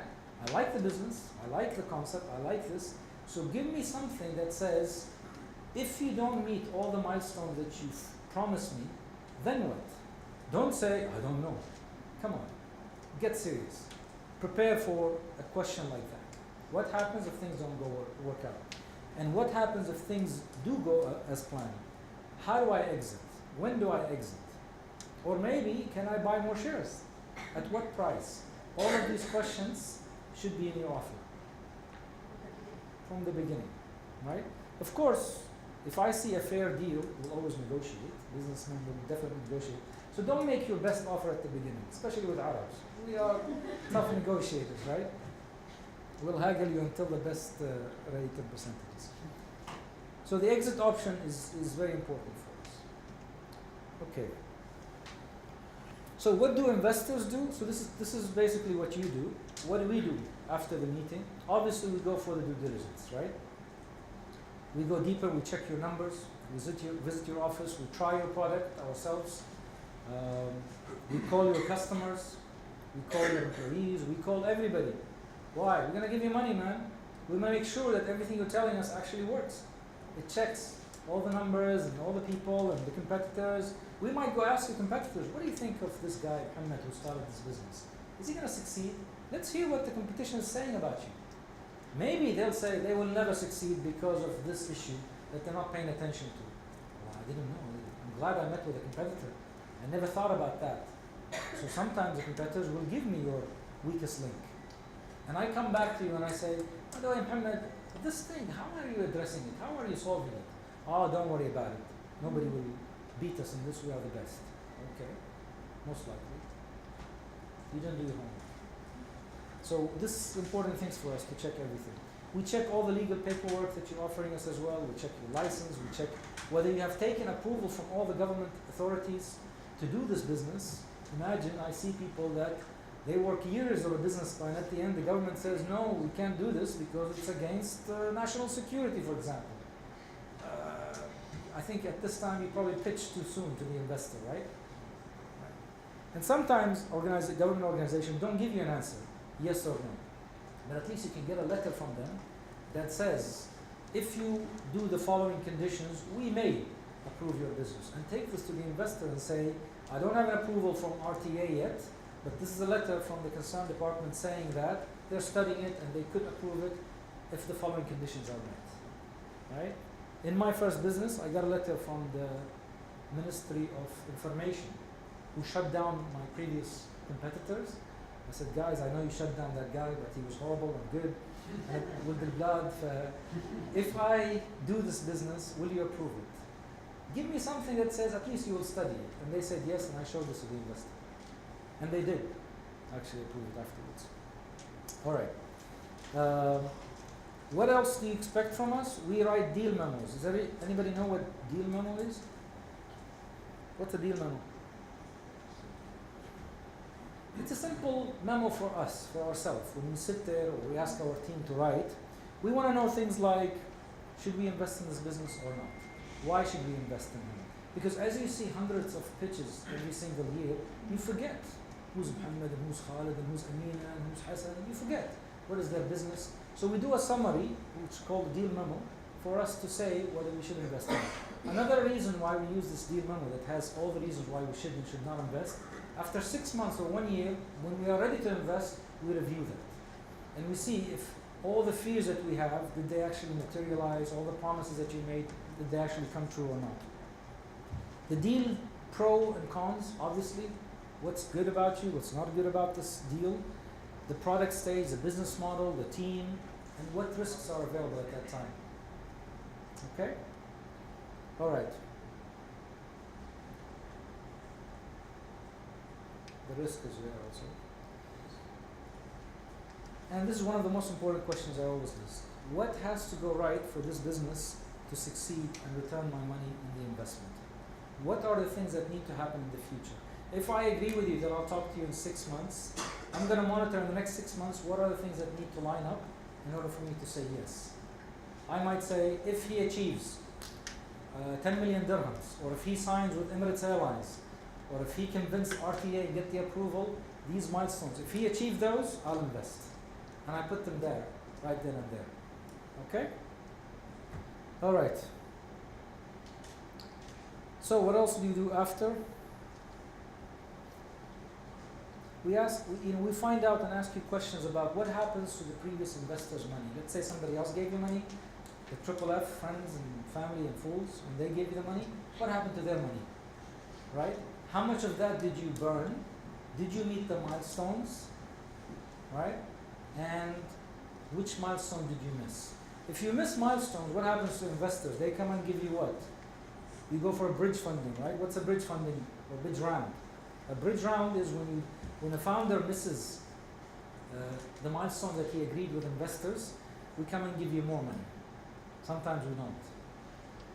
If you tell us, Wallah Hisham, I didn't meet the 10 million dirham, or I didn't get the approval because of this, I have to decide now, I lost money with this guy, he burned all my money, should I give him more, yes or no? That's called a bridge round. And who are the most people that are likely to invest with a founder who didn't meet the milestones? The existing investors, right? But do other investors come in during a bridge round?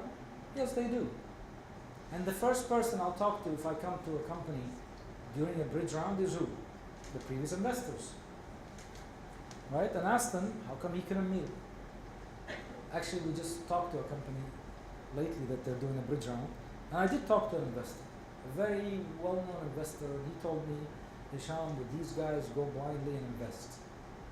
I respect the guy, but I didn't see his logic. And we declined the deal. I didn't decline, I say, not now. Right? Not now. Talk to me in 6 months. Send me your updates and so on. Because I didn't think, they just changed their business model, and I don't think their business model would work. Okay, so that's a deal memo that we talked about. I also list the exit opportunities, whether it's an acquisition, are they going for an IPO, and so on. And I also write, what could this company become? This small company, where is the future for this company? Where is it going? What is the big vision, right? What could this company become? I write this in the deal memo so I remember. All right, let's talk about the deal terms, which is very important. But lawyers are pretty good in these things, especially lawyers in the DIFC. A lot of good lawyers who specialize in negotiating deal memos with investors. So I advise you to do some homework and spend a little bit of money with them. What investors are looking for, most likely, are not 10%. It's 10x. What do I mean by 10x? 10 times the investment. You say, John, are you crazy? 10 times the investment? Yeah, I mean, the bank is giving you 1.5%. You're asking me for 10 times the investment? Yes, of course. Why? Because my money in the bank is secured. By who? By the central bank. If the bank goes bankrupt in the UAE, the central bank will pay me back my money, right? or in America they call it the Federal Reserve. So with people who are startups, the chances of failing is more than 90%. So of course, high risk means high returns. How much returns? 10 times. Right? So that's what we expect. So please don't insult investors by saying, I'll give you 5% of the company if you give me 10 million or whatever. Impress us. Say, Hisham, you give me 1 million, in 3 years they're going to be 10 million. They're going to be 5 million. Let me show you how. Great. That's what we want to hear, right? And if your business doesn't do that, most likely you're not ready for investment. Okay. I want to talk about something called pro rata right. Does anyone know what pro rata right in deal term is? Yes. Sorry? Share of revenues? No.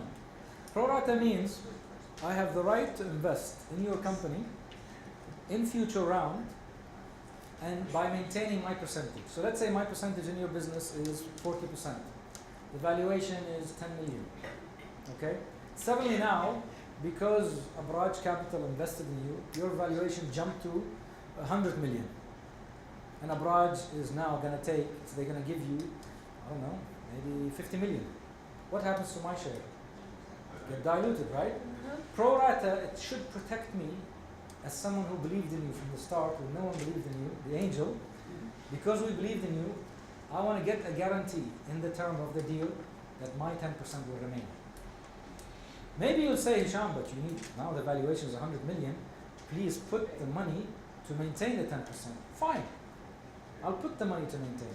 If I was smart, and I have a smart lawyer, which I hope I do, I would negotiate the price even early on.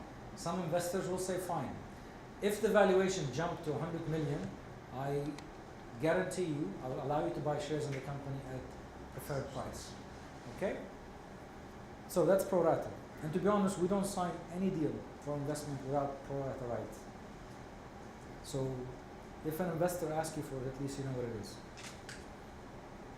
All right. Valuation methods in terms of deal terms are very important. How do you value company? The valuation methods? I mean, that's $1 million question, right? How do you, this is the biggest thing. I mean, I lost a lot of deals because of people who didn't give me a good answer on valuation. Someone says, Hisham, give me $1 million, 10% of my company. I said, oh, so your company is worth 10 million? Yes. How did you get that valuation? Well, my financial consultants. Well, how did he come up with his valuation? This is always a battle between investors and founders. And sometimes, honestly, valuation just come out of the air. I think my idea is worth 100 million. Okay. Yes, sir. Do you use valuation for like DCF or are you using for technology company? For different companies, there are third-party companies also that do valuations. If you can bring me a valuation from a third party, most likely it's a good thing. What I don't like is valuations that are built on guesses and assumptions and so on, which doesn't work. So make sure you spend a bit of time and money in getting the right valuation. Because if you're wrong, and after 1 year the valuation goes down for the company, I lose money. And if you're wrong in your valuation, and you give me so many shares that you shouldn't have given me, I win as an investor, you lose.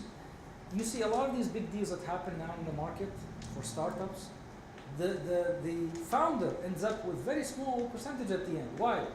Because he didn't value the company very well at the beginning. So he gave up a lot of shares to investors who were smart, who were good lawyers, and bought these shares at a very, very good price. Now when the company is worth 100 million, the poor founder's shares are only 5% because they continue to dilute his shares, right? So take this thing very, very importantly. But I think you have a problem here with valuation. If you value a company's company, the same company will have a different valuation. It depends on the market as well. The acquisition there is like 10 times. Of course, but there you're talking about much bigger market. You don't have boundaries between the US states, right? 330 million versus 10 million here. Here, if you want to sell to Saudi Arabia, which is another 30 million or 35, you have boundaries, you have rules, you have regulations, you have a lot of things different. In the US, you get out of Texas, you want to sell to Louisiana, nobody stops you, same regulation. You sit to your office in Colorado, and you can sell to 340 million people from a garage. can you do this in the Middle East? Hopefully, with e-commerce and so on, is it as easy as there? No. So that's why valuation there is much higher as well. Yes, sir. Just to add to him, it's come to me the idea of Snapchat and WhatsApp. Everybody was surprised, when it was Instagram and what was bought for 1 billion or 2 billion. Yeah. And everybody, the market says surprised how it's made, for example, WhatsApp or 10 billion or. Yeah. No, if you're in Silicon Valley, definitely the valuation will be much higher. So if you have a good company that solves a world problem, $100 billion problem, then you need to decide where do you want this company to be incorporated. You need to decide who should invest in this company. If your problem is small and it's just focused on a certain region, then the valuation should be small, right? That doesn't mean that we don't have companies from here going to other parts of the world. There are. But the opposite is more true. Okay. But there's more money here than other parts of the world. So you could raise money here for companies that you incorporate in other markets. Okay. Obviously, if you missed milestones, I should have the right in this deal, in the agreement, to get more shares because I'm going to take more risks, right? We talked about the bridge option. Okay. I left this part of the presentation because we're pretty much done with what happens before, during, and after the meeting. I thought if we have time, we can go through it. If we don't, I could just stop here and we could take questions and answers. Let me see what else is there. I mean, we can talk about startup finance cycle, which is where do angel investors invest, where do VCs invest, and what happens, and where should when should you approach what kind of investors will depend on where you are. This is where a lot of companies die, the first stage. And a lot of people actually make the mistake of going and raising funds very early here. Don't raise funds when you don't need it. Take your money from friends, fools, and family. Right? This is where we invest, at the early stages, but not in the valley of death. So hopefully after you break even, because we want to see some traction. So let me just tell you, deals we don't invest in. Early pre-traction. What does pre-traction mean? What is traction? Pre-revenue, or pre-customers, let's say, right? Which is no users or no revenue. If your idea is still an idea at the back of a napkin, or we have some basic research, you're going to find very few investors interested, right? Business plan stage and no MVP. What's an MVP? Right. What does that mean? Physical product, right? Some demo, some software, something that's working. Prototype. Exactly. How much ideas are worth? Well, if you have a brilliant idea with bad execution, they're worth $1,000. And if you have a weak idea with brilliant execution, well, it's just a slide. But what I'm saying is, ideas means nothing without proper execution. Okay? So when people come and say, my idea is worth X, I'll say, no, I'm sorry. Your idea is worth $1,000. I'll give you $1,000 for it if you want to take it. But we don't invest in ideas, we invest in people that know how to execute the idea. Right? Okay. Deals that we may invest in, because I don't want someone to take a picture and say, you told me you would invest in this. I say may. Late pre-traction, when you actually have mock-ups, when you have a prototype, when you have an MVP, when you have at least beta testing when it comes to technical or technology companies, and in stealth mode. Stealth mode, it means you're hush-hush, you're out there, you're getting a few customers, but you don't want the competition to hear about you. But you're there, you're doing something, right? So we may invest in these companies. Obviously, we also invest in companies that are growing, which are our best bets. People that already have revenue and they're growing their revenue. They have profits and they're growing their profit. The valuation is growing and they have a new deal with a new big customer. These companies we are very much attracted to. So the Buy Future Accelerator, the type of companies that sign big government contracts is very interesting for us. And that's why I'm here. Okay. So, this is what you call growth capital, basically. All right? Now, the return for us is not as big, it's not as 10x and 50x that we look for, but it's okay. these companies usually, they do very well. And they're because they're experienced also, and they have money, and they have profits, they give us much less shares than startups. Okay? So definitely we don't look for peanuts. When I said about 10x, I know you know that we've also invested in Jollibee, and people ask me, well, how did you make the decision? I said, because Jollibee promised us at least 5x within the first 1 year. And we got lucky again. I keep getting lucky. With Jollibee, we got 19x within the first year. It's just the idea was right, the segment was right, the timing was right, and we actually refused. We stayed idle for 1.5 years. We have the franchise, we have everything ready, we have staff, we're paying salaries, but we stayed idle because we wanted to start in Dubai Mall. For this to work, I want to be in Dubai Mall. Because we predicted that there are going to be queues for all the Filipinos. There are 800,000 Filipinos here. And we said, we want Dubai Mall. Is it Filipino branch? It's a Filipino brand, yeah. But it's one of the only countries, or a few countries in the world, where McDonald's is not the #1 fast food chain. It's in the Philippines with Jollibee. So, 19x, that's what we're looking for. So please don't offer 19%. Okay. Investors are gamblers. Of course we are. Why? 90% failure, come on. Of course we're gamblers. Hopefully, بالحلال يعني. But the reason why I say gamblers, because this is what we end up with. We invest in X number, and look what we end up with. Probably 4% make it out of all these people. 90% of the startups fail. And why do they fail? Why do you think they fail? Run out of cash. There's a lot of reasons actually, but according to Steve Blank, how many people know Steve Blank? Steve Blank is the founder or the father of the Lean Launchpad and the Lean Startup. I got trained by him in Silicon Valley on how to teach his courses here, and we did a course which I'll tell you about later. But what he says, startups fail because they confuse search and execution. And what he says, startups are not smaller versions of large companies. A lot of people try to apply what they learn in MBAs and in business schools to a startup. Guys, that doesn't work. You cannot say, I have an MBA, I'm going to succeed in a startup. Completely different. An MBA is good to what? To manage a department or an organization, a larger organizations that already knows how to execute. But the rules that apply to startup are completely different than the rules that apply to well-established company. You cannot do in a startup what you do in Procter & Gamble or Nestle or Dubai Holding or Emirates. Completely different. If you want to learn about startups, don't join a big group. Join a small startup. You want to do a restaurant? Go work as a waiter, as a cashier in a restaurant. حتى لو كنت مواطن, do it. And it will make us proud when you come and tell me, Hisham, I want to open a restaurant, and I'll say, what experience do you have? You say, I worked the past 8 months in a restaurant. Are you serious? Yes. What did you do? I waited tables, I cleaned the dishes, I became a cashier, I did this. Why did you do that? I wanted to learn the business.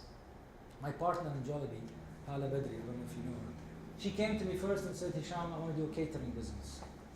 She's very well paid and do and so on. And I said to her, Hala, what do you know about the catering business? Nothing. I just know how to make good food, you know, and I know how to make it look nice and so on. I said, Hala, don't do that. You have zero experience. You're a mother of 3, now 4, mashallah. You are an executive at Do Telecom. When do you have time to run a catering company? Invest and work in a restaurant, work somewhere. She said, I don't have time to work. I said, great. Let's invest together in Jollibee. That's how you learn the business. And once you learn it, then you can do your catering. And of course, she's very happy now with 19x. I regret that I told her because she took my shares. So that's my advice to you. Learn from the experience. Go out there and try the business and do it. Okay? So you don't fail. Large companies execute non-business models, of course. Startup search. How many years does a startup stay in the search mode? What do you think? No, not forever. At some point they become well established and so on. We have businesses in my group. It's been 6 years. And Kareem there, he knows. We're still searching for that business model. 6 years. Yes, we're making revenue. Yes, we're making profit. Yes, we're growing. But we're still searching for a stable business model. And until we get it, we won't hit that 100 million. Startups continue to search for the right formula. They call the secret formula. Because once you hit that formula, you just expand like fire. You become a franchisor, you get funded in crazy numbers when you find that formula. What is it? You just need to continue to search for it. How? By testing, trying. New segments, new customers, new markets, new products, new pricing, new everything. You keep testing. Startups are all about testing, right? And searching for that business model. When I started my first business, I found it within weeks. I got lucky. So what did I do immediately? I knew it works. I went geographically. I went to Saudi, Kuwait, Qatar, all these countries. I was in 8 countries within 16 months. Imagine, I opened 8 countries. I was living in a plane because I found a secret formula. And I was smart enough to say, I have the money, I'm making it, let me just go big immediately. We became, within 16 months, the #1 value-added service provider in the whole Middle East. As soon as we entered the Saudi market, we were making $1 million a day. Back then, they didn't have entertainment, and we were in the entertainment business. So, when you find that formula, go big. That's the time to find big investors and go big. That's what companies like Kareem and so on did, right? Talabat and so on. All right. So this is what I started, a temporary organization designed to search for a repeatable and scalable business model. The word scalable is very, very important. That's why we say, think big. You need to start a business or do a business that can scale to the whole Middle East, to the whole world at some point. Don't think too small, right? Remember my deal memo that says, I want to know what's the big vision. How big is this thing? If it's too small, it's not going to excite investors. Okay? Don't worry about the experience. Don't worry about your lack of experience. It will come to you. Don't worry about the money. It will come to you. Just have a big vision. Think big. Solve $100 billion problems. If you can't find it, keep searching. You will find it. Okay? All right. People ask me why businesses fail. This is a slide about why they fail. That's one thing I see very common. They launch too early. Everybody's so excited about a new concept, a new idea. They want to start. Why? Before somebody else steals the idea. Yeah, I mean, the ideas are a dime a dozen. You lose one idea, you'll find another one. It's like a train. One leaves, the other one will come. Right? So they start too early. All right. Tell you a little bit about our experience with entrepreneurship and so on, and with startups. And that's why I said also I qualified to talk about this. We did a course, there was like 4 cohorts actually, for 8 weeks. We were really looking for deals to invest in. So we invited people to come who wants money. And we evaluated them and we said, okay, your business is not ready for investment, but come. We'll teach you within 8 weeks using Steve Blank's Lean Launchpad approach how to get your business ready. So all the people that approached us, and I think there were like 8 to 10 companies, we spent 8 weeks with them, and every single week we say, do you have assumptions? Do you have guesses? They say, yeah. We say, great. We will not give you money until you validate these assumptions. What do? We say, go and talk to customers. How many customers? Don't come to the class if you didn't talk to at least 15 customers, 15 competitors, 15 suppliers. So by the time the course is finished, they completed 100, 200 interviews.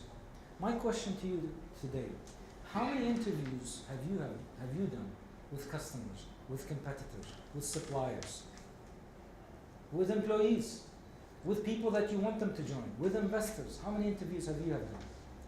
If you don't have the interviews, then you don't have the data. And if you don't have the data, you can't back up any claim that you make. For us, impress us with data and numbers. And the way you get data is by doing interviews. So with this class, we did 4 batches. We invited about 23 mentors from the market who were working with, this is the guy from Talabat Dafar, Kareem guys were there also. So we had 23 mentors. I don't have all their pictures here. But they all spent 8 weeks with us. They also learned. They learned also about how to study businesses and how to study for a new idea, even within their businesses.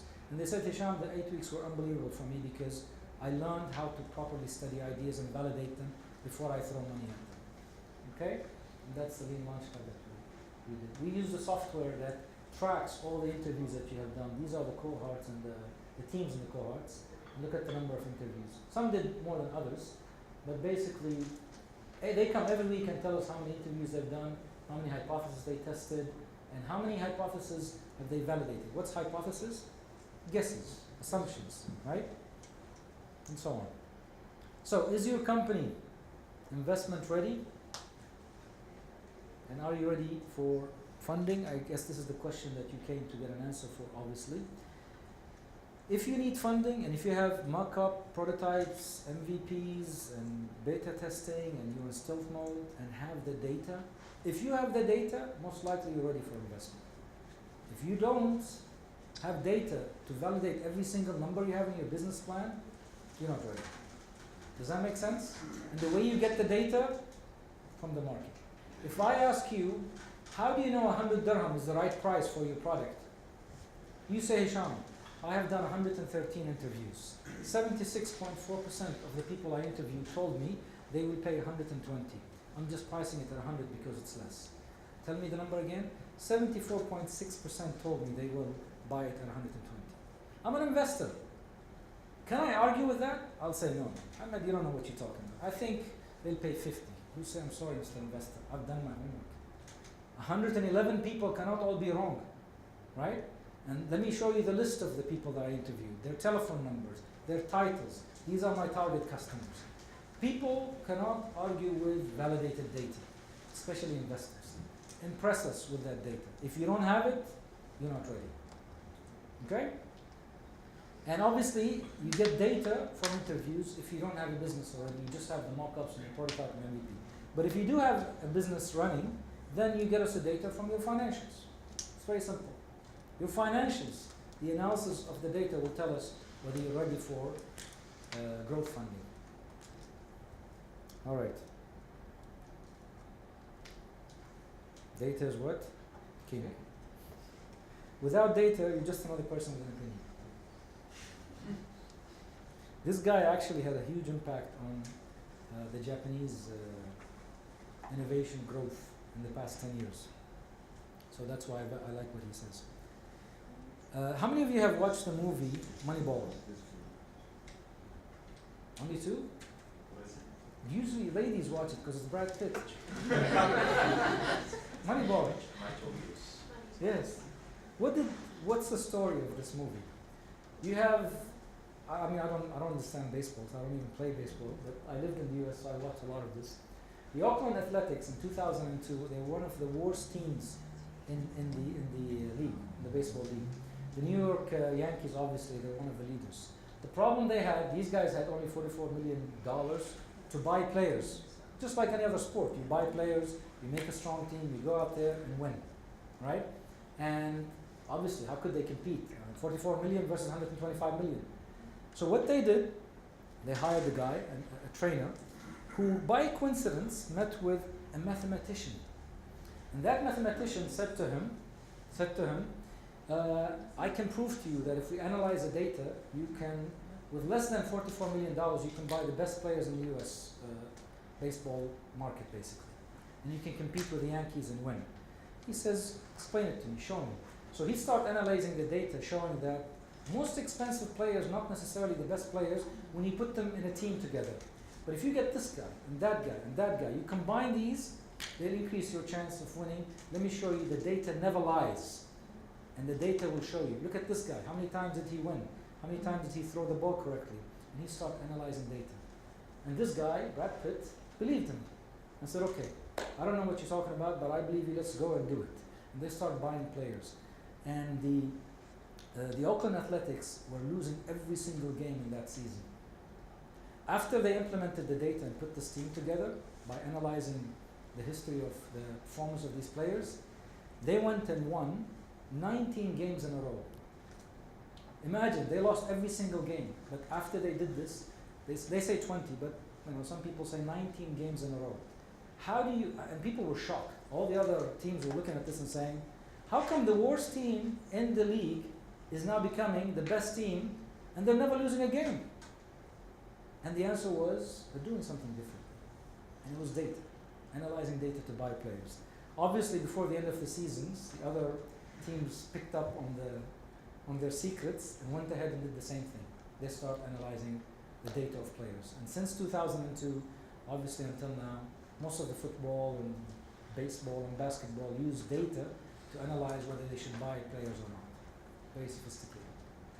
So as investors now, these movies excite us and we say, see, it validates what we're looking for, data. Give us more data. And it tells us that if you have your data, we don't need you to make any claims because we know the data will never lie. On all your future projections as well. Okay? So that's what we want from you. Show us the data of how big the market is, how big is the problem, how big is the demand, and show us that the $100 billion problem exists and you're going to solve it hopefully, and that the customers are willing to pay. Just show us all of this data and the chances of us funding you will be very high, inshallah. Okay? You need to pitch and sell. In pitching, you're selling. So pitch and sell to us using the data that you collect that the risk of losing is very low and the risk of winning with your company is very high. By the way, as a result of the classes that we did, we had probably more than 45 teams. We only invested in 2. Because by the end of the course, after all the interviews that these guys did, they told us, Mr. Hisham, before we entered the class, we realized, we thought we are ready. After all these interviews, we realized, thank God, we didn't invest the money, we didn't burn our friends and families and fools' money, we didn't do the business. And more than 90% of them, actually more than 90%, changed their business model completely as a result of the data that they gathered. Because they couldn't argue. No one could argue with the market, right? So how you make sure that you are asking the right question? That's a good question. Steve Blank, if you Google him, he has a lot of YouTube videos that shows you how to conduct discovery meeting asking the right questions. He called it A and B testing. Validate assumptions. Are they going to pay 100 or are they going to pay 50? Are you going to go right? Are you going to go left? A/B testing they call it. So when you go ask, you never pitch your product to a customer. You don't say, Mr. Customer, I'm coming up with this product. It's beautiful, it's fantastic, it's lovely. Would you buy it for 10 dirhams? It's only 10 dirhams. Would you buy it? You don't do discovery meetings like that. You hide this in your pocket and you say, Mr. Customer, tell me about the problem you have when you're presenting and you're clicking. How does it feel? What are the challenges? When was the last time you presented? What frustrates you? What upsets you? And so on. If I design something that will solve this problem, how much this will be worth to you? You ask open-ended questions. You want opinions. When you're gathering data, you never pitch or sell. You're looking for opinions from your customers. Make sense? It's a science by itself, how to conduct discovery meetings, but it's not a secret. You can learn it. You could go out there and learn it. YouTube and Google is the way to learn all of these things. That's why I don't want to spend so much time talking about details. Bottom line, last slide, thank God. Before you think of pitching to investors, please have an investment-ready business by having enough data. And how do you know that your business is ready? Basically gathering the data from both sides. All right? Thank you very much.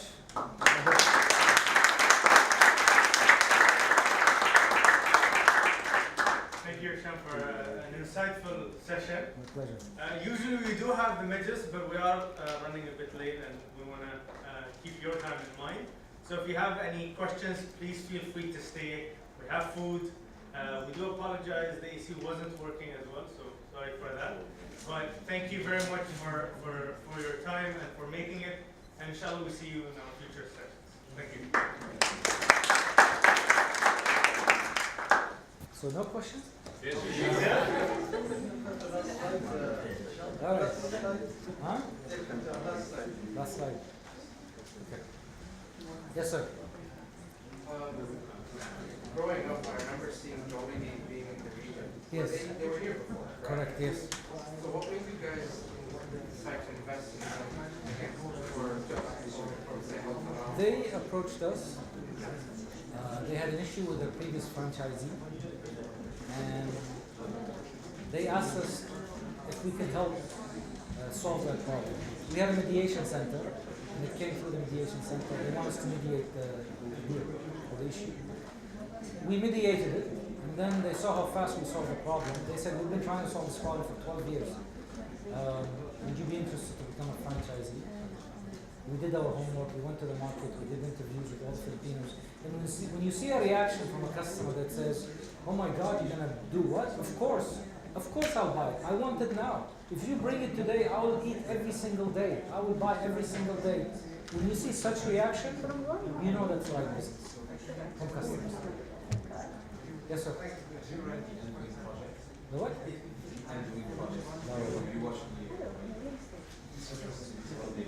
Is it? Yes, sir. I actually have two questions.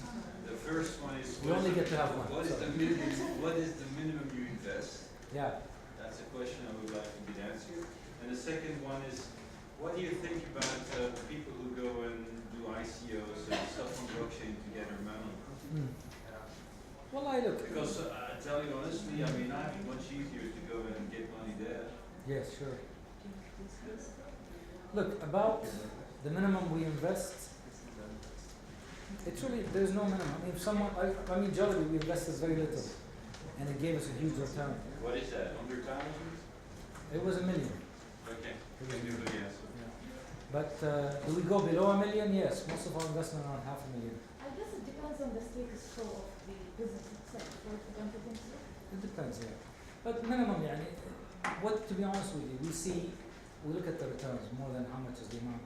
No, but that's interesting because in Europe, for instance, if I do a round and go and talk to, a table of investors or any family office, you should not come and ask them anything that is under 1 million. So that's why I asked you the question to see if the area here is reacting differently. I mean, it's a much smaller market. The second question was for me more important. Yeah, Why would I today even go and talk to family offices or any round table if it becomes more and more difficult and the return is so much whilst I can get it on the internet in a very easy way? I mean, look, getting money on the internet is not new. With Kickstarters and all the other platforms existed a long time ago. Maybe now the ICO is a new way to do it. I don't have a lot of experience or knowledge about it. I think Teddy, you were in South Korea, and one of the companies there did an ICO, and they raised 40 million in how many days? 42 in? 300 million. Some of them raised 1 month. Yeah. 2 billion. So if that's an easier sorry way. to raise up that question, but look at it. I mean, they bring up a white paper, which is not even a business plan. Yeah. There is no return of money requested like 10 times, by the way. So where is your future? For us, Yes. maybe we'll get involved in ICO. I like Yeah, that. right Sir, away, thank you right. very much. No, look, whatever works for you, do it and try it. If this is a new trend and it works, great. There's a lot of questions about how sustainable is this, how long it's going to last. Are there going to be some bad stories and this will burn? We don't know. But hey, whatever works, go after it. If you can get easy money without giving equity and without working with investors, by all means. This is why I raised the question, actually. It's an interaction I play here a little bit. I think the markets are going to grow that way, that angel investors are probably going to partner more, because indeed these are real experienced entrepreneurs who will actually assist people. This is what you're right doing, actually, by giving us a course. Sure. You told us about the 8 weeks program, and I like that a lot because there's a lot of startups today who want to grow, but there is also people who seek seed capital to just start a business, Right. and that's very much happening here in the UAE. There's so many people coming to the Gulf because they can't make a startup in Europe or elsewhere. I mean, everybody comes here for the same cause. Sure. So I think that's quite important to talk about. Myself, for instance, I'm busy with something, and I will talk about it to you. Okay. And honestly, I sent you about 2 years ago a LinkedIn message, which is still not answered. But I have a database over LinkedIn of 3,000 billionaires built up in 15 years. Wow. So it is Maybe it's the right true time. and not true what you said, and it's my right time to reach out. Anybody who has a conversation that says billions, I'm interested. But actually, we're doing a project that involves world billionaires, right? And I think there are about 1,800 of them worldwide. You say 3,000 billionaires? Yes. Okay, so your number is higher than ours. And I tell you something more. I signed up about about 2 months ago a 1 billion contract without any business plan. Wow. I hate business plans, so I'm for that. Great. Any other questions? Yes, I wanted to ask. Ladies first. So let's say you're a startup, you decide to hire a consultant, and the consultant also helps you with hiring the staff and everything. But before that, they offer you to that they will provide those staff, like the accountants and all that. So let's say they will be part-time, working with you part-time. Me as a startup, do you think that it's a healthy decision that I will take this forward until I hire my own staff? As a startup, if you can reduce your cost as much as possible and show investors that the risk is much lower, that's music Yeah, to but our to ears. start the business, because you need much more qualified people. Sure. And by the time you find the right employees, it takes time. Yeah. So Yeah, if you can use resources that will be lent to you or given to you to reduce your costs. But do you have an insight, like what would be the challenges that might come up down the line if you don't find all the stuff that you are needing? Well, there's a big unemployment issue around the world now. So I'm sure you will find people, but the question is at what price? And I see a lot of the startups now, they're moving more towards hiring less and outsourcing. So they take people, we even use people from the US to provide certain work for us, from the Philippines, from all around the world. Now through platforms like Upwork and so on, you only use people, they're part of your team, but you use them when you need them. You don't have to pay salaries, you pay them per project Let's basis. say the pillars of a company, like an accountant or Right. like those kind of things. Now these you need to have them in-house. But Full-time, even right? if you're at the beginning of a project and you don't have a lot of financial transaction, you probably don't need a full-time accountant anyway. Right, So yeah, it depends on the business. right. Okay. Yeah, one main thing is, do you think all startups need money at the beginning or even mentorship at the level where they are approaching you because they funded, let's say, Karim, they have a concept that so they want your experience in that, or you feel that they're only looking for the money? No, some of them do approach for the experience. Some of them don't ask for money. Some of them, I would advise them not to even put money. Because remember, the study stage, when you do all of this data gathering and validation, it takes time. Minimum it takes 6 months. So during that time, you don't want money. What you need is time. You need guidance, you need mentorship, right? The more you can delay raising funds, the better for you. You need to find that formula. Once you find the formula, money will be thrown at you, like you probably start rejecting it. One main problem we have here in the region is like people rushing into starting things without having the experience, without even taking advices from the right people. They go that we know what we have the idea, we know it will be done. Right. As you said, I'm an engineer, I know that. It's the reality here where people are feeling because of that. Because They're excited, right? So they want to start think quickly. that's their idea, that's it. I agree. That's why we don't invest in ideas. We invest in execution. Yes, sir. When do you quit your job? Oh, it's a very good question. I don't advise you to quit your job until. You need a full-timer. Yes, you can always hire people to do things for you. But even the research, I don't advise you to ask someone else to do it. You have to be involved.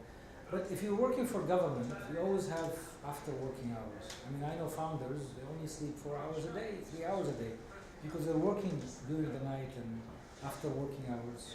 On Saturdays, they go out there and do the homework and prepare for things. But you should only quit your job when your income from your business triple or quadruple your income from your work, if you can. But if you reach an investor says, look, I'm not giving you a penny until you quit your job, then you don't have much choice. And it depends where you are in your job. If you've been there for 20 years and you're about to retire in a few years, maybe it's not the right time. As a matter of fact, I always advise government employees at a certain stage or certain stage of their life or age not to start a business. It's too late. Especially if they've been working for a government department for 20, 25 years. I tell them, Habibi, stay in your, get the retirement and start investing now. If you want to learn, it's like I advise my partner Hala, you want to learn, stay in your job, invest, and come to the weekly meetings with us or with other investors and learn the business.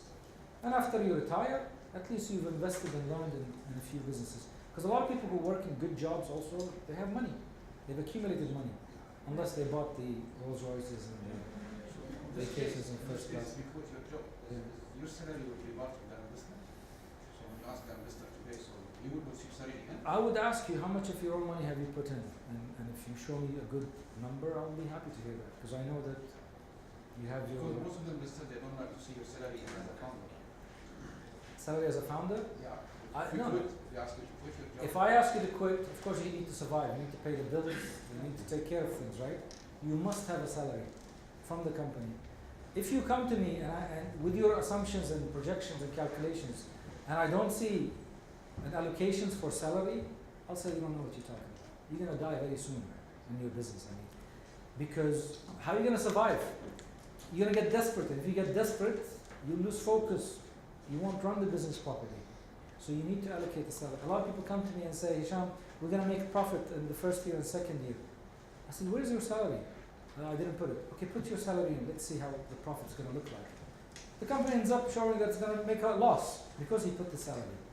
So you have to put the salary. What's the right salary for a founder? It depends. Depends, yes sir. So you mentioned about how people can become investors. With you, like the lady who's employed. Yeah. Can I know more? Sure. It's a different session.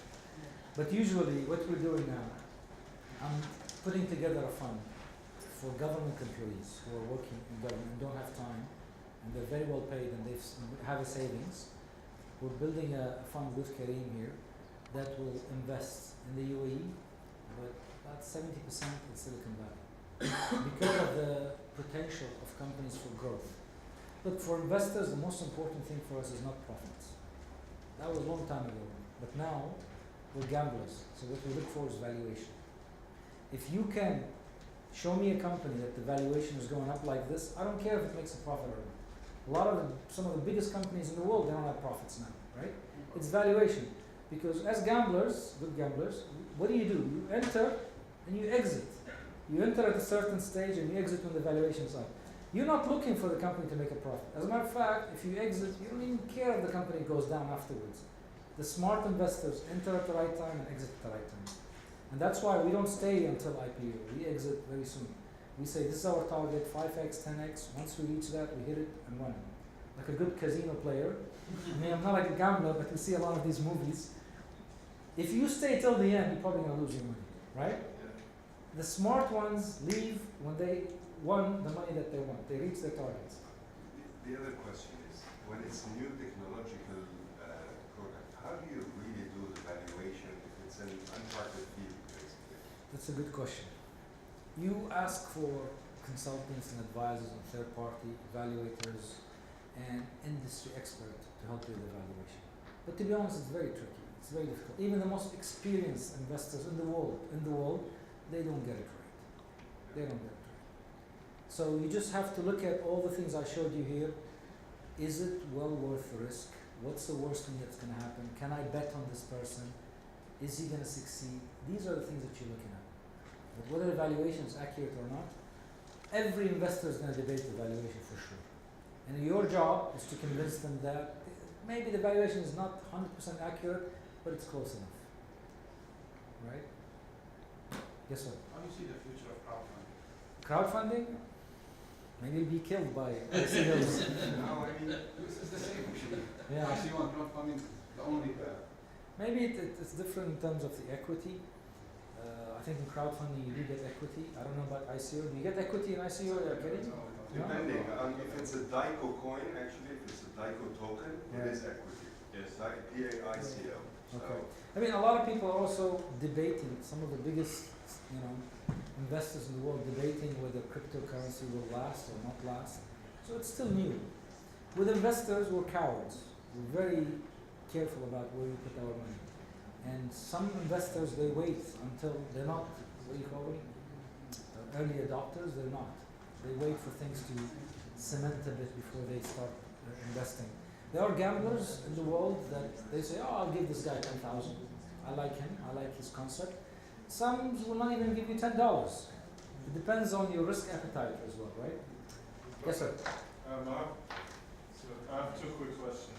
One is, you mentioned earlier about the risks. Is it smart or recommendable, if I know, like, for example, there's one or two risks, or probably more that could happen, is it smart to mention during the meeting, or? Yes. We like to see slides that cover the risk, because then we know you're realistic and you're fair, and most likely we will ask you if you don't put it. We don't want to see just the rosy side. We want to look at you and say, this guy's sensible. He looked at all the potential risks. But what's important there, you're selling, right? So what's important, you have to say, this is the risk and this is how I'm going to mitigate it. But it's likely to happen, and this is how we're going to make sure that if it happens, the impact is not that severe. And the second question would be following up after the meeting. Now obviously I'm not going to follow up every day, you don't have time, but what's a recommended period to follow up, like once a month, or like? No, if I promise you a meeting at a certain date and time, and I start changing it, then you should follow up on a weekly basis until you get it. Right? Especially if I gave you a good indication during the meeting that I'm interested. Bombard us. Am I allowed one more? Sure. Building on something that was just mentioned, which is crowdfunding. So would you think you'd be open to actually explore a different business model to the current one that you have, which is like, how do you become like Acorn, like Robin Hood, those angel, but in the latest technologies, and like literally they're called drip investment. So it's minor investment on really big projects, but at the very early stage versus your stage where it's more cemented. And so on. It depends. We're open, we're flexible. So it depends, Look, things are moving so fast for everybody. So if we sit here and we say, no, that's the way we do it, then we're not going to go. We need to ride the wave, right? Test it, try it, put a little bit of money, see how it works, gamble a bit here, gamble a bit there. Investment is all about risk. The funny thing is the banks are investing in cryptocurrency like crazy at the moment. I don't know. We're Investment banks. We're talking about 300 of the top banks in the world that have invested large already. They can afford to lose that money. We can't. Yeah. I don't know. I mean, would you give your money to a bank that's taking big risks? Most likely no. But unless you're an investment bank and you've signed your investors on high risk opportunities, then that's between the bank and the investments, right? But I don't think banks are in the business of risking their clients' money in a very large scale. If they're investing, maybe they're investing their own profits, not actual investors' money. But we're yet to see what's going to happen with the crypto and the ICOs and all of that. Seven central banks in different countries already, that's quite a lot. Not every decision central banks makes is correct. Seven central banks. Especially the Federal Reserve, right? Yes? What's the riskiest thing you've invested in, and do you regret investing in it? I'll tell you not the riskiest things, but the decisions I regret the most in investments. It's not investing in Kareem. Really? Yes. The opportunity came to us for 5% of Kareem at $500,000. And we said no. Yeah. $500,000. I know someone who falls for free just to give them the match. Yeah? Yeah. They went to them to give them the map and they lose. Mudassar, who was with us as the mentor, I asked him a question. What's the valuation? He said 10 million. I said, Mudassar, how did you come up with 10 million? He said, honestly, Hisham? I said, yes, honestly. He said, just like that. And I said, based on this answer, I don't think you invest. I don't think you've done your homework. Now, how many companies are like Kareem in the Middle East? Very, very, very, very, very few. And how many people I asked the same questions and they told me just like that, and I didn't invest in them, and I said, thank God I didn't, because they went down, a lot of them. So the valuation game is a very, very tricky game. Did Kareem get lucky? Obviously. But again, you know what made Kareem go big also? It's the investors. It's not Kareem. I mean, Kareem is just like Uber, just like any other Uber competitor, right? What made Kareem successful, they went early to investors, and the investors said, these guys have a good chance of succeeding. Let us bring their valuation up. And it's the investors' game of bringing Kareem's valuation from 10 million when they approached me, and now it's what, 1 point something billion dollars, right? They brought their valuation up. If I'm an investor and I invested in your company, most likely it is for my advantage to make sure your company's valuation double the next year. Why? So I can exit, so I can double my money. So I will go to him and say, you should invest in our company, it's a very good company. You'll be crazy not to invest in our company. This is the best company in the world. And I'll start asking friends and family, all the people that know, to invest. And the more investors she gets, the more valuation. And when do I exit? When I exit, I pull everybody with me. I say, guys, this is the right time to exit. Now it's at 100% what we put the money. Is 100% good for you? Of course it's good. Let's exit. Or exit 50% of our shares, and so on. And what brought Kareem up is the investors' game and bringing valuation up. And this is not just happening here in the Middle East. All around the world, especially in Silicon Valley, people don't care about profits anymore. It's all about valuation. Yes, sir. What else than the access and numbers attractive to idea? Sorry? What else? What else? Other than the money? Other than the money. It's just the money, man. Nothing else attractive to idea? No, of course, of course. Eco-friendly. We care about also the people, right? We care about the country, we care about the ecosystem. We know sometimes deals we're not going to make a lot of money on, but we feel we're investing in the person himself, so that's attractive for us. Sometimes the business complements an existing thing that we're doing, so it's going to make our valuation another company much better if we acquire and invest. So there are many things, but mostly it's I've got another question. Sure. Which field you are eager to enter nowadays? Technology, telecom, internet, mobile, anything digital. And let me tell you why, if you're interested. The scalability of digital is very good. It's very big. And the starting value you put in it not so high, but doesn't require many equipment. Many what? It doesn't require a lot of equipment. When I say we scaled in my first business, all we did is just put servers in different countries and sign agreements with telecom operators. We were operational in 30 days. The same model with Kareem. They're just putting servers and signing contracts with limousine companies and so on around the world. It's very easy for them to scale. Silicon Valley, there's a reason why some of the top, actually the top companies in the world are all tech-based. The majority of them. Scalability is very fast. Very, very fast. Some of them don't even put servers in the countries that they operate in, right? Nowadays with cloud servers and so on. Somebody else has a question? You said that the group invests in restaurants and food and beverage. What makes a food and beverage kind of business investment from your perspective? That's a very deep question. It depends really on the segment, on the concept. Is it going to fly? I mean, restaurants are very tricky businesses because they're traditional. And to scale them, it's also expensive, right? If you're wrong in restaurants, it's going to cost you millions. But if you're wrong in a technology company, it's going to cost you a few servers, right? And people are moody when it comes to food, especially locals. Today, they love this brand, but they have no loyalty to any brand or any restaurants. A few years ago it was burgers, now it's I don't know what. Some years ago it was sushi. We're moody. And Dubai in particular, it's very tricky when it comes to restaurants. Because it's not like, Nicaragua, where it's the same population all over the country. It's not like Brazil, they're all Brazilians. Here, more than 200 nationalities. So how do you just satisfy the locals, the Indians, the Pakistanis, the Filipinos, the British, the Americans, all these nationalities, they all have different tastes. So very tricky, huh?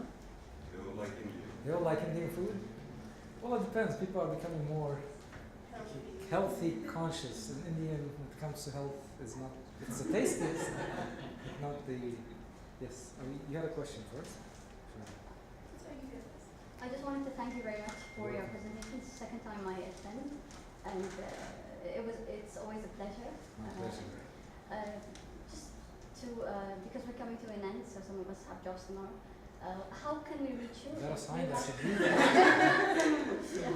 How can we reach out if we have something like to The best way to ask, reach let's say? Kareem, he has more Oh, time, this is so you can take his card. Okay. Thank you very much. Yes, ma'am. Again, I'd like to second that. Really very valuable your insights and thank you for sharing that with us. My question is, what would you consider your biggest failure, and what was your lesson in that from it? Partners, having their own And partners. what was Partners have destroyed businesses that I've built over years. So be very careful of who's on your team. If you're doing most of the work, and you may not need partners, so don't search for them too soon. And let's say you and a friend work on a business, definitely don't give them 50%. Don't go the split way of, let's do this together. There's no such thing, let's do this together. You have to define how much work, effort, time, money, energy, resources you're going to put, and how much your partner will. And you need to decide on that very, very early. And if it's unclear, give it some time before you split shares and equity and so on. Because one of the slides there, it will show you 18 reasons why businesses fail. One of them is the wrong partners. And usually when it comes to equity splitting and giving investors equity, we have a lot of issues also between conflict between partners. So in my first business, what crashed the business completely, even though it was profitable and operating in 8 countries, was a partner. And I took it personal. Arabs are very personal, right? We're Asians. When he made me lose my company, I went and saw him and I said to him, I'll come after you for the rest of my life because you destroyed a dream that I had, my first company. And I will never, ever let you go. I just won the case after 14 years. And he just paid me. Wow, I got goosebumps. Yeah, but it took that long. It took that long. 14 years. And how do you feel now? I wish I picked the right partner. Because I know the money he paid me now, I would have probably done 100 times more if I had the money back then. Because I had the right mindset. The damage that a partner can cause to you mentally, emotionally, destroying a business, you can't describe. It's very difficult. It's like someone killing a baby, your baby. A business for you is like a baby, especially if you work on it, 14, 16 hours a day, and you travel around the world and you don't see your family, you don't see your parents, you don't see your brothers and sisters, while all your friends are enjoying their life and traveling around the world, you're working. And imagine someone comes and destroys that for you. So the anger that you feel inside is no comparison. So pick your partners very, very carefully.